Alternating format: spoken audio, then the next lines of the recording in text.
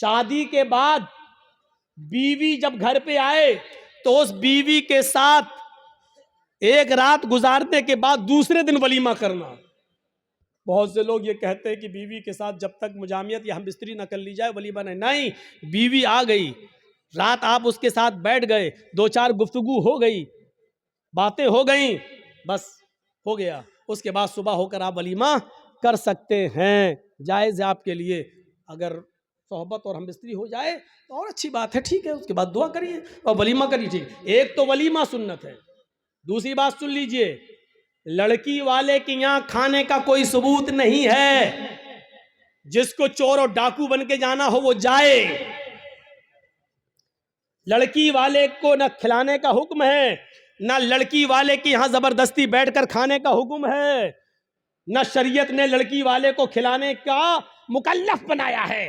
ولیمے کو سنت کہا ہے. ایک صحابی اللہ کے نبی کے پاس آئے, آپ نے دیکھا ان کے کپڑوں پر کچھ پیلا پن ہے, جعفران لگی ہوئی ہے, خوشبو آ رہی ہے. آپ نے کہا یہ کیا؟ کہا اللہ کے نبی شادی کر لی. اچھا, سیبہ سے یا باکرہ سے, کنواری یا شادی شدہ تھی, طلاق شدہ؟ کہا اللہ کے نبی باکرہ تو نہیں ہے, کنواری, لیکن ہاں ایک بیوہ سے شادی کی جس کا شوہر انتقال ہو چکا. ایسا کیوں کیا؟ کنواری سے شادی کرتے. کہا اللہ کے نبی میرے ماں باپ کا انتقال ہو چکا ہے اور وہ اس دنیا میں نہیں ہیں. میری چھوٹی چھوٹی بہنیں ہیں, میری چھوٹی چھوٹی بہنیں ہیں. میں نے سوچا کہ ایک ایسی عورت سے نکاح کروں جس کو بچے پالنے کی مہارت ہو, تجربہ ہو, تاکہ وہ میری بہنوں کی اچھی تربیت کر سکے. اس مقصد سے میں نے شادی کی. آپ نے کہا اچھا کوئی بات نہیں, ولیمہ کیا؟ کہا نہیں. آپ نے کہا ولیمہ کرو. دیکھیے حکم ہے, اولم ولو بشاتن, ولیمہ کرو. اگر زیادہ طاقت نہیں تو ایک بکری ہی کا کرو, لیکن کرو. ولیمہ کرنے سے لوگوں کو پتہ چل جائے گا کہ اس کی شادی ہوئی ہے, یہ لوگ ناجائز طریقے سے نہیں رہ رہے ہیں, جائز طریقے سے رہ رہے ہیں. ولیمے کا حکم ہے, ولیمہ کرنا چاہیے. ایک یہ کھانا, اس کا حکم موجود ہے. اور دوسرا عقیقہ. عقیقے کی 2 شکلیں ہوتی ہیں. 2 شکلیں یہ ہیں کہ 7ویں دن جب آپ بچے کا عقیقہ کریں تو محلے کے لوگوں کو آپ بلا کر اپنے گھر کھلا بھی سکتے ہیں, لیکن محلے والوں کو بلانے کے ساتھ ساتھ غریبوں کا خیال رکھا جائے. ایسا نہ ہو کہ صرف امیر آئیں اور غریبوں کو نظر انداز کر دیا جائے, کیونکہ غریبوں کا حق زیادہ ہے اس میں. غریب و مسکین ڈھونڈے جائیں, کون ہے ضرورت مند, ان کی دعوت دی جائے. ایک تو یہ طریقہ ہے. اور دوسرا طریقہ عقیقے کا یہ ہے کہ اگر آپ سب کو بلا کر اپنے گھر نہیں کھلانا چاہتے ہیں تو اگر لڑکی ہے تو 1 بکری, لڑکا ہے تو 2 جانور ذبح کر کے اس کا گوشت غریبوں مسکینوں میں اور محلے کے لوگوں میں تقسیم کر دیا جائے, تب بھی آپ کا عقیقہ ہو جائے گا. اپنے گھر کھلا بھی سکتے ہیں. یہ ایک عقیقہ. عقیقے کے علاوہ, ولیمے کے علاوہ اور کوئی کھانے کا حکم اور ثبوت نہیں ہے حدیث کے اندر. یہاں تک کہ کوئی حاجی حج کر کے آتا ہے اور وہ خوشی میں اپنے گاؤں والوں کو کھلاتا ہے, اس کا مطلب یہ ہے کہ وہ اپنے حج کی ریا اور نمود کر رہا ہے, دکھاوا کر رہا ہے, لوگوں کو یہ بتا رہا ہے کہ دیکھو میں حج کر کے آیا ہوں, اس خوشی میں لوگوں کو کھانا کھلا رہا ہوں. حاجی کو حج کا کھانا بھی نہیں کھلانا چاہیے. اگر ایسی عبادتوں پر کھانا کھلانا جائز ہوتا تو پھر نمازی کو نماز پڑھ کے آنے کے بعد بھی کھلانا جائز ہوتا. پھر عید کی نماز پڑھ کر بھی کسی کو دعوت دے تو اس کی دعوت بھی جائز ہوتی. میرے بھائیوں, کیونکہ یہ عبادت ہے اور پھر عبادت پر پھر ایک عام رسم بن جائے گی. پھر زکوٰۃ دینے والا زکوٰۃ دینے کی خوشی میں کھلائے گا, لو آج ہم نے اتنی زکوٰۃ دی. پھر رمضان کا روزہ رکھنے کے بعد 30 روزے پورے ہونے کے بعد پھر لوگ کی دعوت دے, او میں نے 30 روزے رکھ لیے. لو, حج بھی ایک عبادت ہے. جب ان عبادتوں پر آپ کسی کو کھانا نہیں کھلاتے ہیں تو حج پر بھی آپ کسی کو کھانا نہیں کھلا سکتے. جب حج جیسی عبادت پر کھانا نہیں کھلا سکتے تو پھر ختنے کا کھانا کیسے جائز ہو سکتا ہے؟ میرے پیارے ساتھیوں, ختنے کا کھانا جائز نہیں ہے, نہ ختنے کی دعوت جائز ہے. ہاں, اگر عقیقے والے دن ہی آپ بچے کا ختنہ کر رہے ہیں تو لوگوں کو عقیقے کی دعوت دیجئے, ختنے کی دعوت مت دیجئے. اور یہ کہیے کہ ہمارے یہاں عقیقہ ہو رہا ہے, عقیقے کا کھانا کھائیے. اور میں ختنے کا نہیں, ختنے کی اگر کوئی دعوت دیتا ہے تو آپ اس دعوت کو ریجیکٹ کریے اور اس ختنے کی دعوت میں آپ بچ جائیے, کیونکہ ختنے کی دعوت میں شرکت کرنا جائز نہیں ہے. امام احمد ابن حنبل کے پاس ایک عورت آتی ہے. غور کر کے دیکھیے اس عورت کے سوال کے بعد ہماری حیثیت کیا رہ جاتی ہے، ذرا تصور کیجئے۔ ایک عورت آتی ہے، کہتی ہے کہ امام صاحب ایک مسئلہ پوچھنے آئی ہوں۔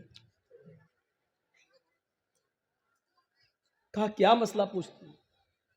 کہا میں چرخہ چلاتی ہوں۔ چرخہ جانتے ہیں نا، مہاتما گاندھی والا چرخہ معلوم ہے نا؟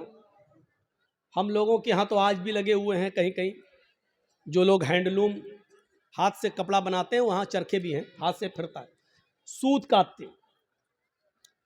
تو کیا کہتی ہے امام احمد ابن حنبل سے وہ عورت کہ امام صاحب میں چرخہ چلاتی ہوں اور دوسرے لوگوں کا سوت مزدوری پر کاٹتی ہوں اور ان سے مزدوری لیتی ہوں۔ کبھی کبھی میں رات میں بھی چرخہ چلاتی ہوں۔ جب میرے پاس تیل ہوتا ہے، اس عورت کے سوال کے بعد ہماری حیثیت کیا رہ جاتی ہے؟ سنیں ہماری ماں بہنیں، عورتیں ایسی بھی گزری ہیں، صرف لائٹ مارنے والی عورتیں ہر وقت نہیں ہوتی ہیں۔ سنیں امام صاحب میں کبھی کبھی رات میں بھی چرخہ چلاتی ہوں۔ جب میرے پاس چراغ جلانے کے لیے تیل ہوتا ہے تو میں چراغ جلا کر اس کی روشنی میں چرخہ چلاتی ہوں، سوت کاٹتی ہوں۔ امام احمد ابن حنبل فرماتے ہیں اللہ تمہاری روزی میں برکت دے، رزق میں برکت دے۔ کہا امام صاحب کبھی کبھی چراغ میں تیل نہیں ہوتا ہمارے پاس، لیکن ہمارے پڑوس میں کھلا ہوا آنگن ہے، ہمارے پڑوسی کا کھلا ہوا آنگن ہے، کبھی کبھی اس آنگن میں روز چراغ جلتا ہے، وہ میرے پڑوسی کا چراغ ہے لیکن وہ اپنے گھر میں اپنے آنگن میں چلاتا ہے، اور اس آنگن میں اس چراغ کی روشنی کبھی کبھی میرے گھر پہ آتی ہے۔ اگر میں اس روشنی میں چراغ جلا سوت پھرا لوں، اس پڑوسی کی روشنی میں اگر میں سوت پھراؤں، چرخہ چلاؤں، تو اس پڑوس کی روشنی سے جو سوت میں پھراؤں اور اس کی قیمت میں اپنے مالک سے لوں تو یہ قیمت میرے لیے حلال ہوگی یا حرام ہوگی؟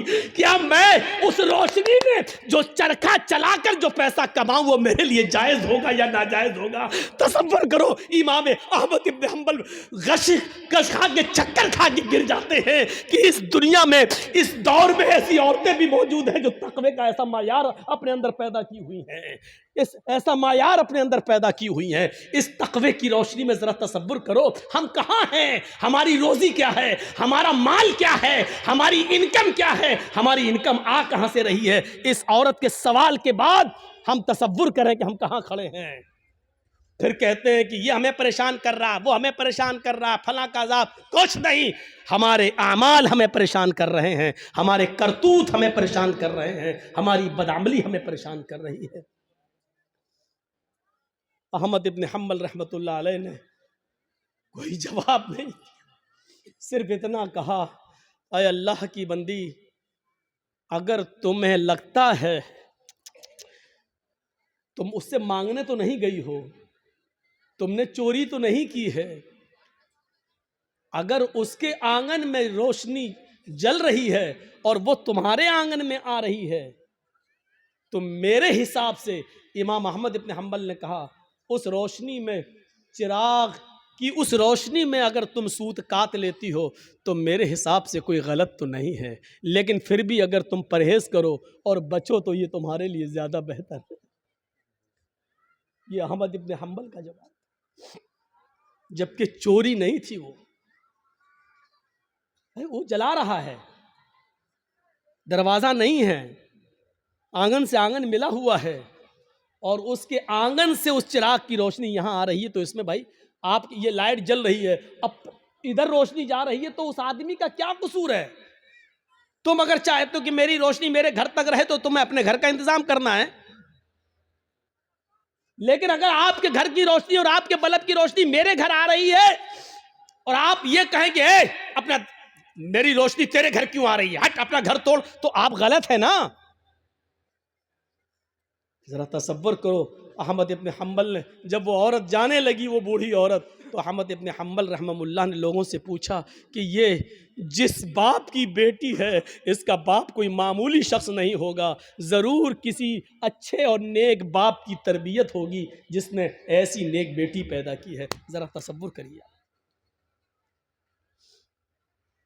نبی اکرم کی دعا اس لیے قبول ہوئی کیونکہ آپ سراپا رزق حلال استعمال کرتے تھے۔ صحابہ کی اس لیے مدد ہوئی اس جنگ بدر میں کیونکہ کسی صحابی نے مال حرام کو اپنا لقمہ نہیں بنایا۔ میرے بھائیوں، 1000 کا لشکر پھر مغلوب ہوتا ہے اور 313 صحابہ کو فتح ہوتی ہے۔ یہ 313 صحابہ جو لڑے، یہ کون سی چیز تھی؟ یہ وہی طاقت تھی، وہی اسپرٹ تھی۔ کون سی؟ ایمان۔ اگر ایمان نہ ہوتا تو لڑتے؟ کچھ نہ کچھ دیر کے لیے بھی ماننا پڑے گا کہ اس لڑکی نے جو جذبات میں آ کے نعرہ لگایا تھا کرناٹک میں، اس کے اندر بھی کچھ ایمانی حرارت تھی، تبھی تو یہ اللہ اکبر کا لفظ نکلا ہے۔ اس کا انکار نہیں کیا جا سکتا۔ اور بعد میں پتا چلا کہ اس بچی کا باپ عالم ہے، وہ ایک مولانا کی بچی ہے، تو ظاہر بات ہے کہ تربیت تو اچھی رہی ہوگی۔ ورنہ آج کل سیاسی لیڈروں کی لڑکیاں کہاں نعرہ لگائیں گے اللہ اکبر؟ وہ تو وقت کے دھارے میں بہتے ہیں، وہ تو ہندو لوگوں کا ووٹ لینے کے لیے مندر میں ٹیکا بھی لگوا لیں گے، وہ تو مورتی کے سامنے بھی کھڑے ہو جائیں گے کیونکہ ہمیں ان کا ووٹ چاہیے۔ تو تربیت کا بھی فرق ہوتا ہے۔ ہم اپنی اولاد کو کون سی تربیت دے رہے ہیں، کیسی تربیت ہونی چاہیے، اس پر ہمیں غور کرنا چاہیے۔ جنگ خندق کے بارے میں کبھی سوچا آپ نے؟ جنگ خندق میں کتنے مسلمان تھے؟ آپ سے اگر سوال کریں تو شاید بہت کم لوگوں کو معلوم ہو۔ صرف 3000 صحابہ، 3000، اور ان 3000 صحابہ کا مقابلہ کتنے کافروں سے تھا، کتنے یہودیوں سے تھا؟ 10,000 کا لشکر۔ کوئی تقابل ہے؟ کوئی مقابلہ ہے؟ ایک طرف 3000، ایک طرف 10,000، وہ ہتھیاروں سے لیس، یہ بیچارے فل ہتھیار نہیں۔ ان 3000 صحابہ کو جنگ خندق پر کافروں سے لڑنے کے لیے اپنی رضامندی کا اظہار جو انہوں نے کیا، یہ 3000 صحابہ کے دل میں جو 10,000 کا خوف نہیں تھا، وہ خوف نکالنے والی طاقت کیا تھی؟ اگر آپ سے سوال کریں تو میری اتنی تقریر کے بعد جو 1 گھنٹے سے زیادہ بولتے ہوئے مجھے ہو گیا، آپ اس نتیجے پر پہنچ گئے ہوں گے کہ 3000 صحابہ جو 10,000 کے مقابلے میں کھڑے ہوئے ہیں اور لڑ رہے ہیں، یہ صرف ایمان کی طاقت تھی۔ وہ 10,000 سے نہیں ڈر رہے ہیں، وہ صرف ایمان کی طاقت ہے۔ ان کے دلوں میں اگر ڈر ہے تو صرف ایک اللہ کا ڈر ہے، وہ کسی کا خوف ان کے دلوں میں موجود نہیں ہے، اور جیتے۔ ان کو فتح ہوئی، ان کو کامیابی ملی۔ ہم یہ ساری چیزیں بھول جاتے ہیں، ہمیں اس بات کا احساس نہیں ہوتا ہے۔ بھیا جلدی نکل جاؤ، بتاؤ یہ کہاں جا رہا ہوگا؟ اس کی تو شادی بھی نہیں ہوئی ہے، کہاں بھاگ رہا ہے؟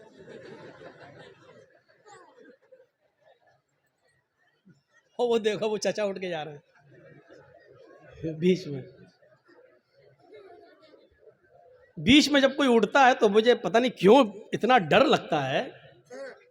ایک بار حیدرآباد میں پروگرام کر رہا تھا نا، تو بیچ میں ایک آدمی اٹھ گیا، تو مجھے پتہ نہیں اٹھا، پیشاب کرتا ہے، سیدھے آیا میرا مائک پکڑ کے اور مائک پھینک دیا اٹھا کے، اور پھر اس کے بعد انڈے چلے، ٹماٹر چلے، جوتے چلے، چپل چلی۔ تو اس دن سے ایک دہشت تو ہوتی ہے نا، پھر بیچ میں اٹھ رہا کہ پھر کوئی کھڑا نہ ہو جائے۔ تو وہ اس دن سے یہ ہے بات بھائی، جس کو اٹھنا ہوا کرے وہ پیچھے بیٹھا کرے، جب چاہے تب نکل جائے۔ جو آدمی آگے بیٹھتے ان کو معلوم ہے نا ان کو کتنی بار پیشاب آتا ہے، زیادہ آتا تو پیچھے بیٹھو۔ اور میری تقریر ہو رہی ہے، پتہ نہیں پیشاب کیوں نہیں روک پاتے ہیں آپ لوگ۔ لوگ تو دل کی دھڑکنیں روک لیتے ہیں. ایک بار ڈاکٹر کے پاس گیا, ڈاکٹر میرا, ہم نے کہا ڈاکٹر صاحب ذرا وہ دیکھ لیجئے میرا پلس. بولا نہیں تمہارا تو ہائی ہوگا. ہم نے کہا ارے دیکھ لیجئے ڈاکٹر صاحب, اس کے بعد دوا. لیکن آپ, میں مان نہیں سکتا, ہمیں وہ تھرمامیٹر لگانے کی ضرورت ہی نہیں ہے, آپ کا پلس دیکھنا ہی نہیں ہے, آپ کا وہ کیا بولتے ہیں اس کو, بی پی, وہ آپ کا ہائی ہوگا, وہ کچھ بڑا ہی ہوگا, نیچے نہیں ہو سکتا ہے. میں نے کہا ڈاکٹر صاحب سن پڑ رہے ہیں, ہاتھ پیر ذرا کپ کپی سی ہو رہی ہے. کہتا کہ جب آپ کی تقریر سن کے ہم لوگوں کے لیول ہائی ہو جاتے ہیں, ہم لوگوں کا بی پی ہائی ہو جاتا ہے, تو آپ کا کیسے لو ہو سکتا ہے. اس نے چیک نہیں کیا, اللہ کی قسم چیک نہیں کیا, ایسی دوا دی. بولا آپ کا نہیں کریں گے, ہمیں قسم ہے ہم بھی نہیں کریں گے آپ کا, اور نہیں کیا. پتہ نہیں, وہ دیکھو بیچارے, دیکھو اب کیا کریں گے گھر جا کر. اچھا جتنا بولتے ہیں اتنا اور لوگ اٹھتے ہیں. تھوڑی دیر بیٹھ جاؤ بھائی, تھوڑی دیر بیٹھ جاؤ. اب ان کو کیا بولیں ہم.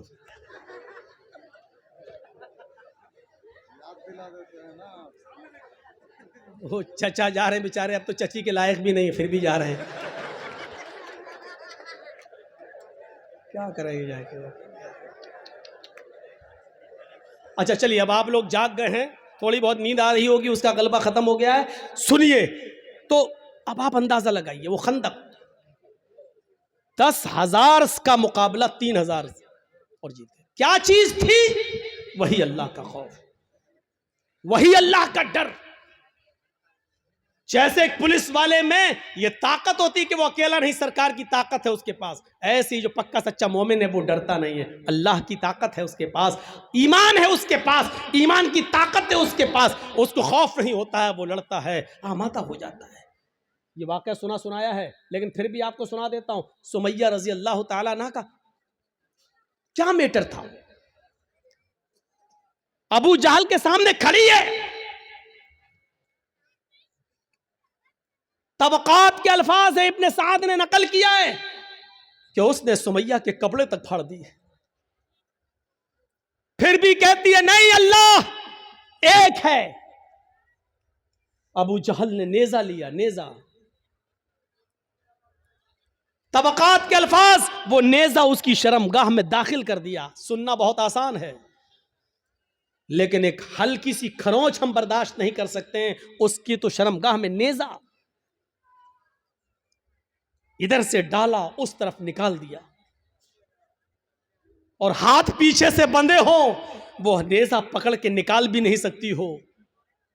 اور ایسی کنڈیشن میں بھی دیکھیے ایمان کی طاقت کیا. وہ یہ نہیں کہہ رہی اللہ میری حفاظت فرما, اللہ مجھے بچا لے اس دشمن سے, یہ نہیں کہہ رہی ہے. اس کی زبان سے جو جملے نکلتے ہیں وہ جملے یہ, یا ربی ثبت قدمی علی دینک, اے اللہ اس کی دی ہوئی سزاؤں پر میرے قدموں کو ثابت رکھنا, میرے ایمان پر, کہیں اس کی سزائیں مجھ سے میرا ایمان نہ چھین لیں.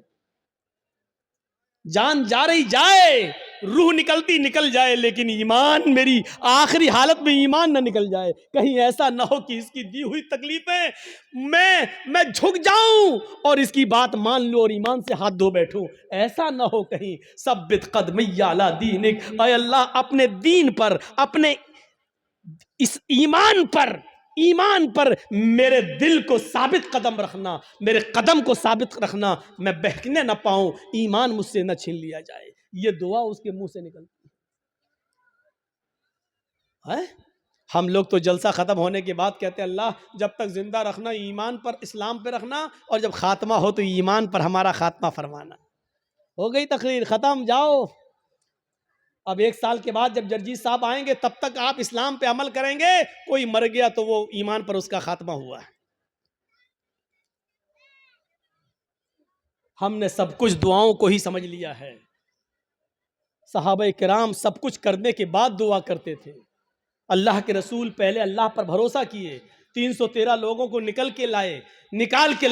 313 صحابہ نے اپنی زندگی اپنی ہتھیلی پر رکھ لی, سر پہ کفن باندھ لیا کہ اب گھر لوٹ کے نہیں جانا ہے.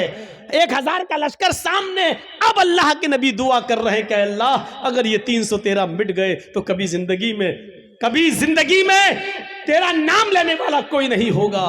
اب یہ تو سوچ لے اے میرے پروردگار ان کو زندہ رکھنا ہے یا نہیں. اگر تجھے اپنی عبادت باقی رکھنا ہے تو ہماری حفاظت فرما. اگر اپنی عبادت باقی نہیں رکھنا ہے تو ہم مرتے ہیں مر جائیں کوئی پرواہ نہیں. میرے بھائیوں تصور کرو ہم نے کیا کیا اپنے آپ کو. بس حرام کھاتے جا رہے ہیں کہ اللہ ہمیں حرام کھانے سے بچا لے.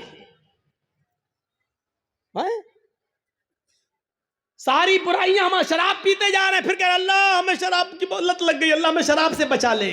اللہ کے بندے پہلے سب کچھ چھوڑ پھر دعا کر. اللہ کے بندے پہلے حرام چھوڑ اور حلال کھا اور اس کے بعد دعا کر کے اللہ مجھے اب جو حلال کھایا ہے اسی پر قائم رکھنا. اے اللہ حرام کا لقمہ میرے حلق کے نیچے نہ اترنے پائے. اب دعا کرو. حرام کھاتے جاؤ اور دعا کرو اللہ حرام سے بچا لے. شراب پیتے رہو اور دعا کرو اللہ شراب سے بچا لے. بے پردگی کے ساتھ ہماری ماں بہن بیٹیاں نکلتی رہو اور دعا کرے اللہ ہمیں پردہ کرنے کی توفیق عطا فرما. زندگی میں نہیں ملے گی ایسی توفیق. ان اللہ لا یغیر ما بقوم حتی یغیروا ما بانفسہم. اللہ کسی قوم کی حالت اس وقت تک نہیں بدلتا جب تک کہ کوئی قوم اپنی حالت کو خود بدلنے کی فکر نہیں کرتی ہے. پہلے ہمیں چینج ہونا پڑے گا. پہلے ہمیں بدلنا پڑے گا. پہلے زمانے کی عورتیں اگر اپنے بچوں کو بد دعا بھی دیتی تھی تو اس میں بھی دعا نکلتی تھی. بچہ شرارت کر رہا ہے کبھی یہ کبھی وہ اٹھایا پھینک دیا. کبھی ماں پریشان ہائے ماں پریشان اور ماں نے غصے میں اپنے انداز میں بد دعا دی. لیکن آپ اس کو بد دعا نہیں کہہ سکتے ہو. جب دیکھا کہ بچہ بہت شرارت کر رہا ہے تو بد دعا دیتے ہوئے کہا اللہ تجھے کعبے کا امام بنا دے. غصے میں بد دعا بھی دی تو اس میں بھی دعا چھلک رہی تھی. یعنی اس زمانے کی عورتوں کو غصے میں بھی ایسی بد دعائیں نہیں معلوم تھی کہ جو بچوں کی زندگی تباہ کر دے. ہماری ماؤں کی زبان سے کیا نکلتا کتے مر جاؤ. پریشان کر کے رکھ دیا. اب کتا کہتی جا رہی ہے. اب یہ نہیں سوچ رہی کہ کتے کی اماں کون ہوئی لیکن کہہ رہی کتے مر جاؤ. اور پتہ نہیں کیا کیا وہ کہہ دیتی ہے. ایک بچہ شرارت کر رہا ہے اور جب تنگ آ گئی ماں تو غصے میں روتے ہوئے کہتی چل اللہ کرے تجھے کعبے کا امام بنا دے. اور پتہ نہیں کون سی گھڑی میں یہ دعا نکلی اور عرش والے نے اس کو قبول فرمائی اور وہ بچہ پھر کعبے کا امام بن کر نکلا. اور ایسا امام بنا کہ آج جس کو آج سدیس کے نام سے یاد کیا جاتا ہے. قاری سدیس یہ کعبے کے جو امام آج بھی موجود ہیں یہ اسی ماں کی دعا کا نتیجہ ہے جو اس نے غصے میں دی تھی اور اللہ نے اس بچے کو کعبے کا امام بنایا جو آج بھی کعبے کا امام ہے. ضرور اس ماں نے اپنی حلق کے نیچے کبھی حرام لقمہ نہیں اتارا ہوگا. اگر حرام لقمہ کھایا ہوتا تو یہ دعا قبول نہ ہوتی. ضرور اس ماں کی رگوں میں حلال خون دوڑ رہا تھا اور حلال خون دوڑنے کی دعا کا نتیجہ تھا کہ وہ بچہ کعبے کا امام بنا. اگر آپ چاہتی ہو کہ ہمارے بچے ابن تیمیہ بنے, ہمارے بچے ثناء اللہ مرسلی بنے, ہمارے بچے ابن قیم بنے, ابن الجوزی بنے, ہمارے بچے احمد ابن حنبل بنے, ہمارے بچے امام مالک کی طرح بنے تو آئے میری ماں بہنوں تمہیں اپنی رگوں میں حلال خون دوڑانا پڑے گا, حلال روزی کھانا پڑے گی, رزق حلال کا اہتمام کرنا ہوگا. آدھی روٹی صحیح لیکن حلال. بھوکا سو جانا گوارا ہے لیکن حرام لقمہ کھانا گوارا نہ ہو. تب تمہارے کوکھ سے پیدا ہونے والے بچے ابن تیمیہ بنیں گے, ابن قیم بنیں گے, ثناء اللہ بنیں گے, امام مالک بنیں گے, احمد ابن حنبل بنیں گے. تب بنیں گے. سب کچھ کھاتی رہو اور کہو کہ اللہ ہمارے بچے کو کعبے کا امام بنا دے. نہیں ہو سکتا ہے. یہ تلخ جملے تمہیں سننا پڑیں گے.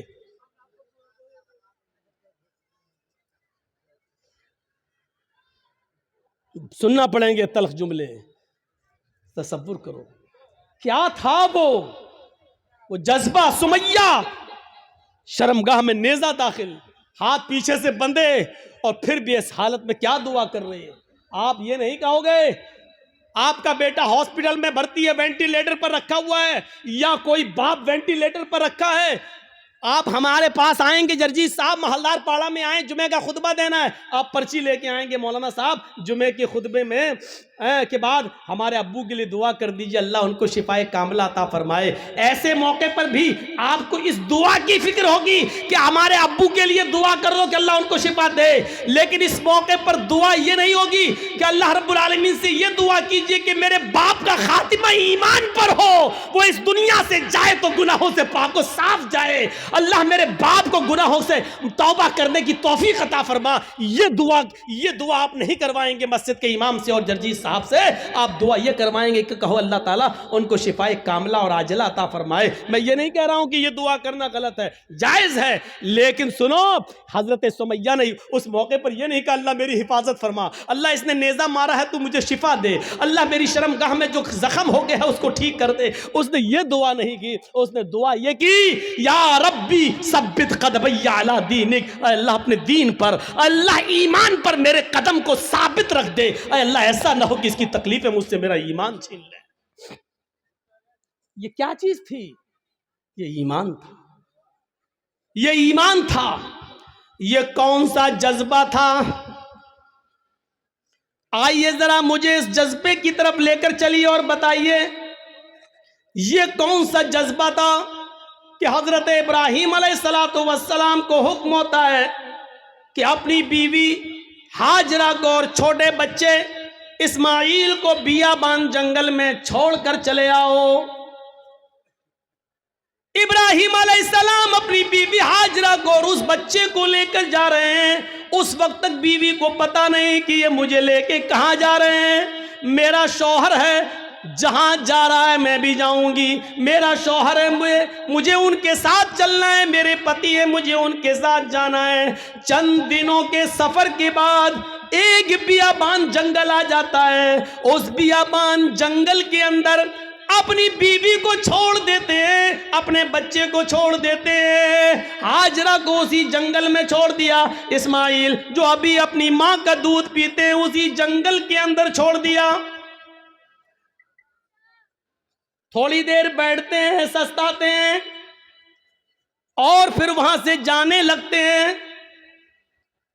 اس منظر پر ذرا غور کیجئے میرے ساتھیو، یہ منظر ہمیں کچھ اور بتاتا ہے۔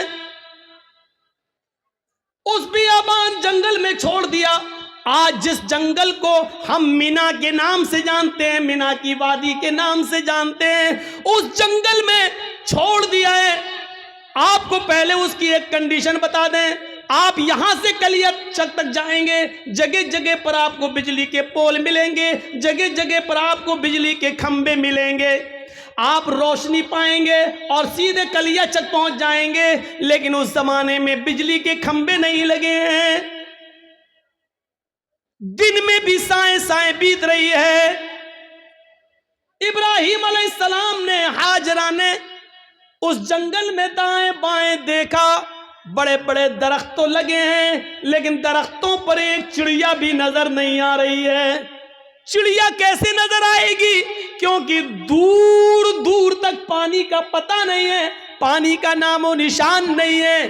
چڑیا بھی ایسے درختوں پر اپنے نیسٹ، اپنے گھونسلے بناتی ہیں جہاں آس پاس پانی ہو، وہ پانی پی سکے اور اپنے بچوں کے لیے اپنی چونچ میں پانی کھینچ کر لا کر اپنے بچوں کو پلا سکیں۔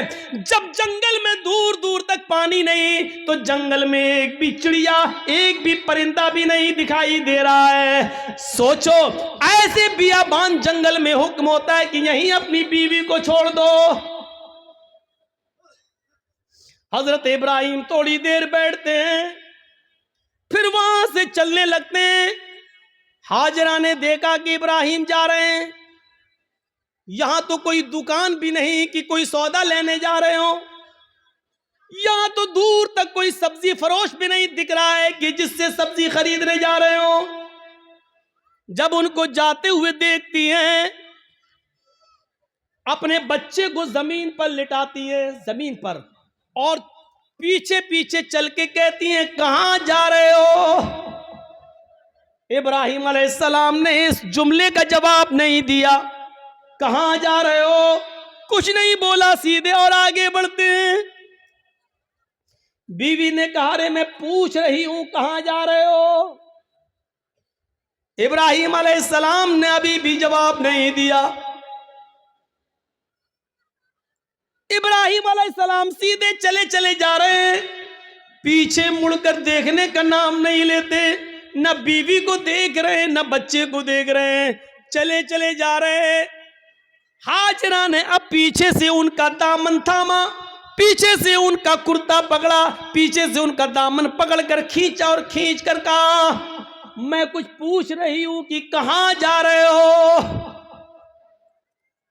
حضرت ابراہیم علیہ السلام نے ایسے اپنی بیوی کا ہاتھ پکڑا اور اس کو یوں پکڑ کے جھٹک دیا اور آگے بڑھنے لگے. تب بیوی چیخ کر کہتی ہے, اے ابراہیم کچھ تو بولو, کیا میں نے آپ کی بیوی ہو کر آپ کی کوئی نافرمانی کی ہے؟ حق کی رفاقت کو ادا کرنے میں مجھ سے کوئی گستاخی ہوئی ہے؟ میاں بیوی کے جو حقوق ہوتے ہیں اس میں کوئی ہم سے کمی ہوئی ہے؟ خدمت میں کوئی کمی ہوئی ہے؟ آپ کی سیوا میں کچھ کمی ہوئی ہے؟ مجھ سے کوئی لغزش ہوئی ہے جو اس بیابان جنگل میں مجھے اور اس بچے کو اکیلے چھوڑ کے جا رہے ہو؟ ابراہیم علیہ السلام کی آنکھوں میں آنسو آ گئے, لیکن آنسوؤں کو زمین پر نہیں گرنے دیا. آنکھیں چڑھا لی, نظریں آسمان پہ ڈالی اور آنکھوں سے گرنے والے آنسوؤں کو آنکھوں ہی میں پی گئے, اس کا ایک قطرہ بھی زمین پر نہیں گرنے دیا.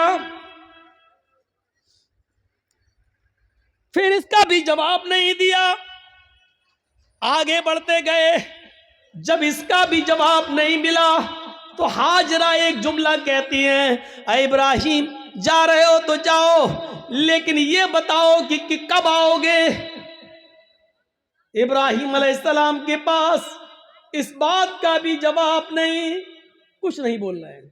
آگے بڑھتے چلے جا رہے ہیں, خوشی خوشی لائے, اچھی باتیں کرتے ہوئے لائے, بیوی سے پیار بھری باتیں کرتے ہوئے لائے, لیکن جب جنگل میں چھوڑا تو ایسے پیٹ پھیر لی جیسے یہ میری بیوی ہی نہ ہو. جو پوچھ رہی ہے اس کا بھی جواب نہیں, بیوی کے سوال بھی غلط نہیں ہے, صحیح کہہ رہی ہے کہ مجھے اکیلے اس بچے کو اکیلے چھوڑ کے جا رہے ہو, اور وہ بھی اس بیابان جنگل میں, لیکن جواب نہیں ہے. آگے اور بڑھتے ہیں تو لاسٹ میں بیوی کہتی ہے, ہاجرہ اے ابراہیم جب تم جواب ہی نہیں دے رہے ہو, یہ بھی نہیں معلوم کہ کب آؤ گے, شام تک آؤ گے, کل آؤ گے, 2 دن بعد آؤ گے, 1 ہفتے کے بعد آؤ گے, 1 مہینے کے بعد آؤ گے, 1 سال کے بعد آؤ گے, یا آؤ گے ہی نہیں. کسی بھی سوال کا جواب جب تمہارے پاس نہیں ہے تو میں اس کو کیا سمجھوں؟ اس کا بھی جواب نہیں. کہتی ہیں, اے ابراہیم میں آپ کی بیوی ہوں, میں آپ کی امانت ہوں, پتہ نہیں آپ کب آئیں, اپنی اس امانت کو کس کے حوالے کر کے جا رہے ہیں یہ تو بتا دو. آپ 10 سال کے بعد آئے, 20 سال کے بعد آئے, 1 سال کے بعد آئے, 2 سال کے بعد آئے, اور اگر میں زندہ رہوں اور میری عزت و آبرو نہ بچ سکے, جیسے ایک بادشاہ نے میری عزت و آبرو سے کھلواڑ کرنا چاہا لیکن اللہ کی مدد کی وجہ سے وہ نہیں کر سکا, وہ اگرچہ سارا تھی, دوسری بیوی تھی, اور اس کے بدلے میں پھر اس نے ہمیں بھی دے دیا ایک لونڈی کی شکل میں جس کو آپ نے اپنی بیوی بنا لیا. اے ابراہیم مجھے یہ بتاؤ کہ اپنی ضمانت کو کس کے سپرد کر کے جا رہے ہو؟ اگر میری عزت و آبرو محفوظ نہ رہی, مجھے کس کے سپرد کر کے جا رہے ہو؟ بیوی جواب کہتی ہے, اِلَىٰ مَن تَتْرُكُنَا, اے ابراہیم آپ نے مجھے کس کے حوالے کیا ہے, ہمیں کس کے ذمہ سونپ کے جا رہے ہو؟ اس امانت کا ذمہ دار کون ہے؟ جب ہاجرہ نے یہ کہا, قرآن کے الفاظ, اِلَىٰ مَن تَتْرُكُنَا, آپ نے مجھے کس کے سپرد کیا ہے, آپ نے مجھے کس کے حوالے کیا ہے, تب ابراہیم علیہ السلام اب اس کا جواب دیتے ہیں, لیکن ہاجرہ کی طرف دیکھ کر نہیں, بچے کی طرف دیکھ کر نہیں. اگر پیچھے گھوموں گا، بیوی کی شکل دکھے گی، معصوم بچے کو دیکھ لوں گا تو کہیں بیوی کی اور بچے کی محبت میرے دل میں نہ آ جائے، اور پھر میں جس کام کے لیے اللہ کے حکم سے جا رہا ہوں اس کام سے کہیں میں رک نہ جاؤں۔ ایمانی طاقت دیکھیے، ایمانی اس طاقت کی وجہ سے وہ بیوی کو نہیں دیکھ رہے ہیں، بچے کو نہیں دیکھ رہے ہیں، بیوی کی محبت ہے، بچے کی محبت ہے، لیکن ایمان کی طاقت دیکھیے کیا کہتے ہیں، نہ بیوی کو دیکھنا گوارا، نہ بچے کو دیکھنا گوارا، اور بیوی کہہ رہی ہے کہ مجھے کس کے سپرد کر کے جا رہے ہو، اس جنگل میں تو چڑیاں بھی نہیں ہیں، ہمیں اس جنگل میں رات ہوگی، خطرناک جانور بھی تو آ سکتے ہیں، میرا کیا ہوگا، مجھے بتاؤ مجھے کس کے سپرد کر کے جا رہے ہو۔ ابراہیم علیہ السلام نے قدم آگے بڑھاتے بڑھاتے چلتے چلتے جواب دیا، اللہ، آئے میری بیوی، میں نے تجھے اور تیرے اس بچے کو، میں نے تجھے اور اپنے اس بچے کو اللہ کے سپرد کر دیا، اللہ کے حوالے کر دیا ہے، یعنی اللہ نے مجھے چھوڑنے کا حکم دیا، میں نے اللہ کے حکم سے تجھے چھوڑا، اس بچے کو چھوڑا، میں کہاں جا رہا ہوں مجھے پتا نہیں، اللہ جہاں لے جائے گا میں جاؤں گا، جو حکم دے گا میں کروں گا، کب آؤں گا اس کا بھی کوئی پتا نہیں، جب تک اس کی اجازت حکم نہ ہوگا میں نہیں آؤں گا۔ آئے میری بیوی، میں نے تجھے اور اس بچے کو اللہ کے سپرد کر دیا ہے، اللہ کے حوالے کر دیا ہے۔ اب ابراہیم علیہ السلام کی بیوی کا بھی جواب سنو، جب دیکھ لیا کہ میرے شوہر نے مجھے اللہ کے سپرد کر دیا تو اس کے ایمان کی کیفیت دیکھو۔ اب ہاجرہ کے اندر بھی اللہ کا نام سن کر جو ایمان پیدا ہوا، جو ایمانی طاقت آئی، اب وہ اس جنگل کے خطروں سے نہیں ڈر رہی ہے، اس بیابان جنگل سے نہیں ڈر رہی ہے، اس جنگل کے اندر رات میں کتنے خطرناک جانور آئیں گے ان سے نہیں ڈر رہی ہے۔ ابراہیم سے کہتی ہے، جب آپ نے مجھے اللہ کے سپرد کر دیا، اللہ کے حوالے کر دیا، جائیے، اب آپ کو رکنے کی ضرورت نہیں ہے۔ اِذَن لَا يُضِيعُ اللَّهُ أَبَدًا، آئے ابراہیم میری طرف سے اور بچے کی طرف سے بے فکر ہو جائیے، چنتا مت کریے، گھبرائیے نہیں، اللہ ہم کو ضائع نہیں کرے گا، اللہ ہم کو برباد نہیں کرے گا، اللہ ہمارا نقصان نہیں کرے گا، کیونکہ آپ نے مجھے اللہ کے حوالے کر دیا ہے، اللہ کے سپرد کر دیا ہے۔ یہ ہوتی ہے ایمان کی طاقت جو آج ہمارے اندر نہیں ہے۔ یہ ایمان جب ہمارے اندر نہیں ہے تو ذلت تو آئے گی، رسوائی تو آئے گی۔ اللہ نے اسی ایمان کے بارے میں کہا تھا، وَلَا تَهِنُوا وَلَا تَحْزَنُوا وَأَنْتُمُ الْأَعْلَوْنَ إِن كُنتُم مُؤْمِنِينَ۔ ہم عزت دیں گے، بلندی دیں گے، لیکن ایمان پہلے پیدا کرو اپنے اندر، مومن بن کر دکھاؤ۔ ہاجرہ نے مومنہ بن کر دکھایا، ابراہیم نے مومن بن کر دکھایا، تو اللہ کی مدد بھی آئی اور بلندی بھی ملی۔ اب دیکھو اللہ کی مدد کیسے آتی ہے، جب ایمان ان کے اندر پیدا ہو گیا، ابراہیم نے اپنے ایمان کا حق ادا کیا، ہاجرہ نے بھی ایمان کا حق ادا کیا۔ ابھی تک پیچھے پیچھے دوڑ رہی تھی کہ بتاؤ میرا کیا ہوگا، لاسٹ میں کہتی ہے کہ مجھے کس کس سپرد کر کے جا رہے ہو، جواب ملا اللہ کے، پھر ہٹ جاتی اور کہتی اب جاؤ ہمارے اور بچے کی طرف سے بے فکر ہو جانا، اللہ نے جو حکم دیا اس کو کریے، اللہ ہمیں ضائع نہیں کرے گا، اللہ ہمیں برباد نہیں کرے گا۔ وہ اس بیابان جنگل میں رک جاتی ہے، اسی جنگل میں رہنے لگتی ہے۔ غور کرو کہ اس جنگل میں 2 یا 3 دن کے لیے ہی پانی تھا، 2 یا 3 دن کے لیے ستو تھا، اس کے علاوہ ہاجرہ کے پاس کچھ نہیں تھا۔ ستو ختم ہو جاتے ہیں، پانی ختم ہو جاتا ہے، کوئی قافلہ بھی وہاں سے گزرتا نہیں ہے۔ کیوں کوئی قافلہ گزرے گا، کوئی بستی بھی آباد نہیں ہے، دور دور تک پانی کا پتہ نہیں ہے۔ میں ماں ہوں، 2-4 دن بھوکی پیاسی رہ سکتی ہوں، لیکن یہ معصوم بچہ ہے جو میرا دودھ پیتا ہے، جب مجھے کچھ ملے گا نہیں تو دودھ بنے گا کیسے؟ میں کھاؤں گی تو دودھ بنے گا، جب دودھ بنے گا تو بچہ پیے گا۔ میں پیاسی ہوں، 2-4 دن رہ سکتی ہوں، لیکن بچے کو پیاسا کیسے رکھا جا سکے؟ غور کرو، تمام شک و شبہات اس عورت کے دل میں ہے، لیکن اللہ پر بھروسہ ہے، ایمان ہے اللہ کی ذات پر۔ اپنے بچے کو لٹاتی ہے، کہتی ہے چلو کوشش کر کے دیکھتی ہوں پانی مل جائے۔ دائیں دیکھا، بائیں دیکھا، اس کو کچھ نظر نہیں آ رہا تھا. سامنے ایک پہاڑی نظر آئی. اس پہاڑی کے اوپر چڑھ جاتی ہے, اپنے بچے کو زمین پر چھوڑتی ہے, اس پہاڑی کے قریب جاتی ہے. اس پہاڑی کا نام ہے صفا. اس پہاڑی پہ چڑھ کر, اونچائی پہ چڑھ کر نیچے کی طرف دیکھتی ہے.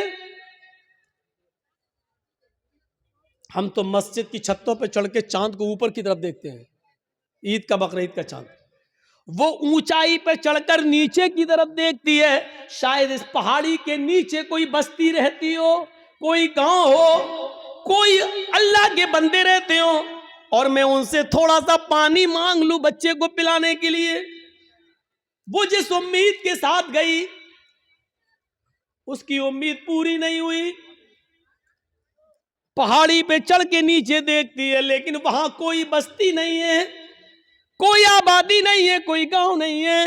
اس نے اس بستی, اس پہاڑی پہ چڑھ کے پھر گھوم کر دوسری طرف دیکھتی ہے کہ ادھر بھی ایک پہاڑی نظر آ رہی ہے. چلیں اس پہاڑی کے اوپر چڑھ کے دیکھیں, شاید ادھر پانی ملتا ہو, یا اس بستی کے, اس پہاڑی کے نیچے کوئی بستی آباد ہو.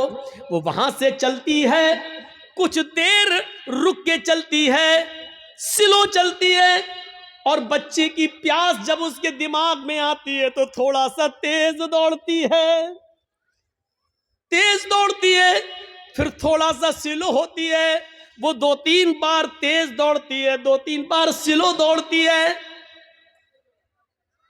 صفا سے مروہ جاتی ہے, لیکن مروہ جانے کے بعد بھی اس کو کوئی بستی نظر نہیں آتی. اب اس کو معلوم ہے نہ صفا کے نیچے کوئی بستی ہے, نہ مروہ پہاڑی کے نیچے کوئی بستی ہے. لیکن بچے کی پیاس جب دیکھتی ہے تو بار بار جاتی ہے, شاید کوئی آنے والا آدمی مل جائے, کوئی قافلہ مل جائے, میں کسی سے پانی کی چند گھونٹ مانگ کر بچے کو پلا دوں. بچہ انگوٹھا اپنے منہ میں رکھ کے چوس رہا ہے. حدیث کی کتابیں کہتی ہیں صفا اور مروہ کے دوڑ دوڑ کر ہاجرہ نے 7 چکر لگا لیے. صفا سے مروہ 1, مروہ سے صفا 2, صفا سے مروہ 3, مروہ سے صفا 4, صفا سے مروہ 5, مروہ سے صفا 6, اور پھر صفا سے مروہ 7. پھر مروہ سے صفا پر نہیں آئی, 7 چکر لگا کر نا امید ہو گئی کہ اب پانی نہیں ملے گا, تو اپنے بچے کے پاس آ کر بیٹھ گئی, نظریں آسمان پہ ڈالی. الہ العالمین, تجھے معلوم ہے, تو سب کچھ جانتا ہے, تیری ذات سے کوئی چیز چھپی ہوئی نہیں ہے. 3 دن پہلے جب میرا ہسبینڈ, میرا شوہر جا رہا تھا, میں نے اس سے پوچھا مجھے اور اس بچے کو کس کے حوالے کر کے جا رہے ہو؟ اس نے کہا اللہ, اللہ کے حوالے. الہ العالمین, میرا پتی مجھے تیرے سپرد کر کے گیا ہے, اس بچے کو تیرے سپرد کر کے گیا ہے. میں نے بھی یقین دلایا اللہ مجھے ضائع نہیں ہونے دے گا. الہ العالمین, میں نے آج تک اپنے پتی کی امانت میں خیانت نہیں کی ہے. میرے پتی کا یہ بیٹا, میرا یہ بچہ آگے چل کر دین کی خدمت کرے گا, میں نے دین کے لیے وقف کر دیا ہے. اے اللہ, میرے اس بچے کے لیے غذا کا انتظام فرما دے, پانی کا انتظام فرما دے. دل سے جو آہ نکلتی ہے وہ اثر رکھتی ہے, پر نہیں طاقت پرواز مگر رکھتی ہے. اوپر سے اللہ رب العالمین نے جبریل کو حکم دیا, اے جبریل کیا دیکھ رہے ہو؟ میری بندی مجھے پکار رہی ہے, اور میرا بندہ ابراہیم ان دونوں کو, اسماعیل اور ہاجرہ کو میرے سپرد کر کے گیا ہے. اگر میرے سپرد کرنے کے بعد بھی یہ دونوں بھوکے اور پیاسے مر گئے تو پھر دنیا سے وشواس اٹھ جائے گا, پھر ایمان کس کے اندر پیدا ہوگا؟ آئے جبریل, جاؤ, جس جگہ اسماعیل ایڑیاں رگڑ رہے ہیں اسی جگہ پر تم اپنا پر مارو, اور پھر میری قدرت کا کرشمہ دیکھو. جبرائیل آئے اور اسی جگہ پر مارا, اور پانی کا چشمہ اسی جگہ پھوٹ گیا. ابراہیم, ہاجرہ نے دیکھا کہ پانی کا چشمہ نکل گیا تو وہ روکنے لگیں. پانی ہے وہ بہہ رہا ہے, وہ روک رہی ہیں, ادھر نہ چلا جائے, ادھر نہ چلا جائے. وہ سمجھ رہی تھی شاید ابھی یہ تھوڑی دیر کے لیے بند ہو جائے گا, تو سمیٹ رہی ہیں. اور جذبات میں کہہ رہی پانی تو بہتا جا رہا ہے، وہ ایسے لیتی چلو ایسے روک رہی ہیں اور کہتی زم زم، عبرانی زبان کا لفظ زم زم، ارے کہاں جا رہا، رک رک رک، زم زم، زم زم کا مطلب رک رک، ٹھہر جا،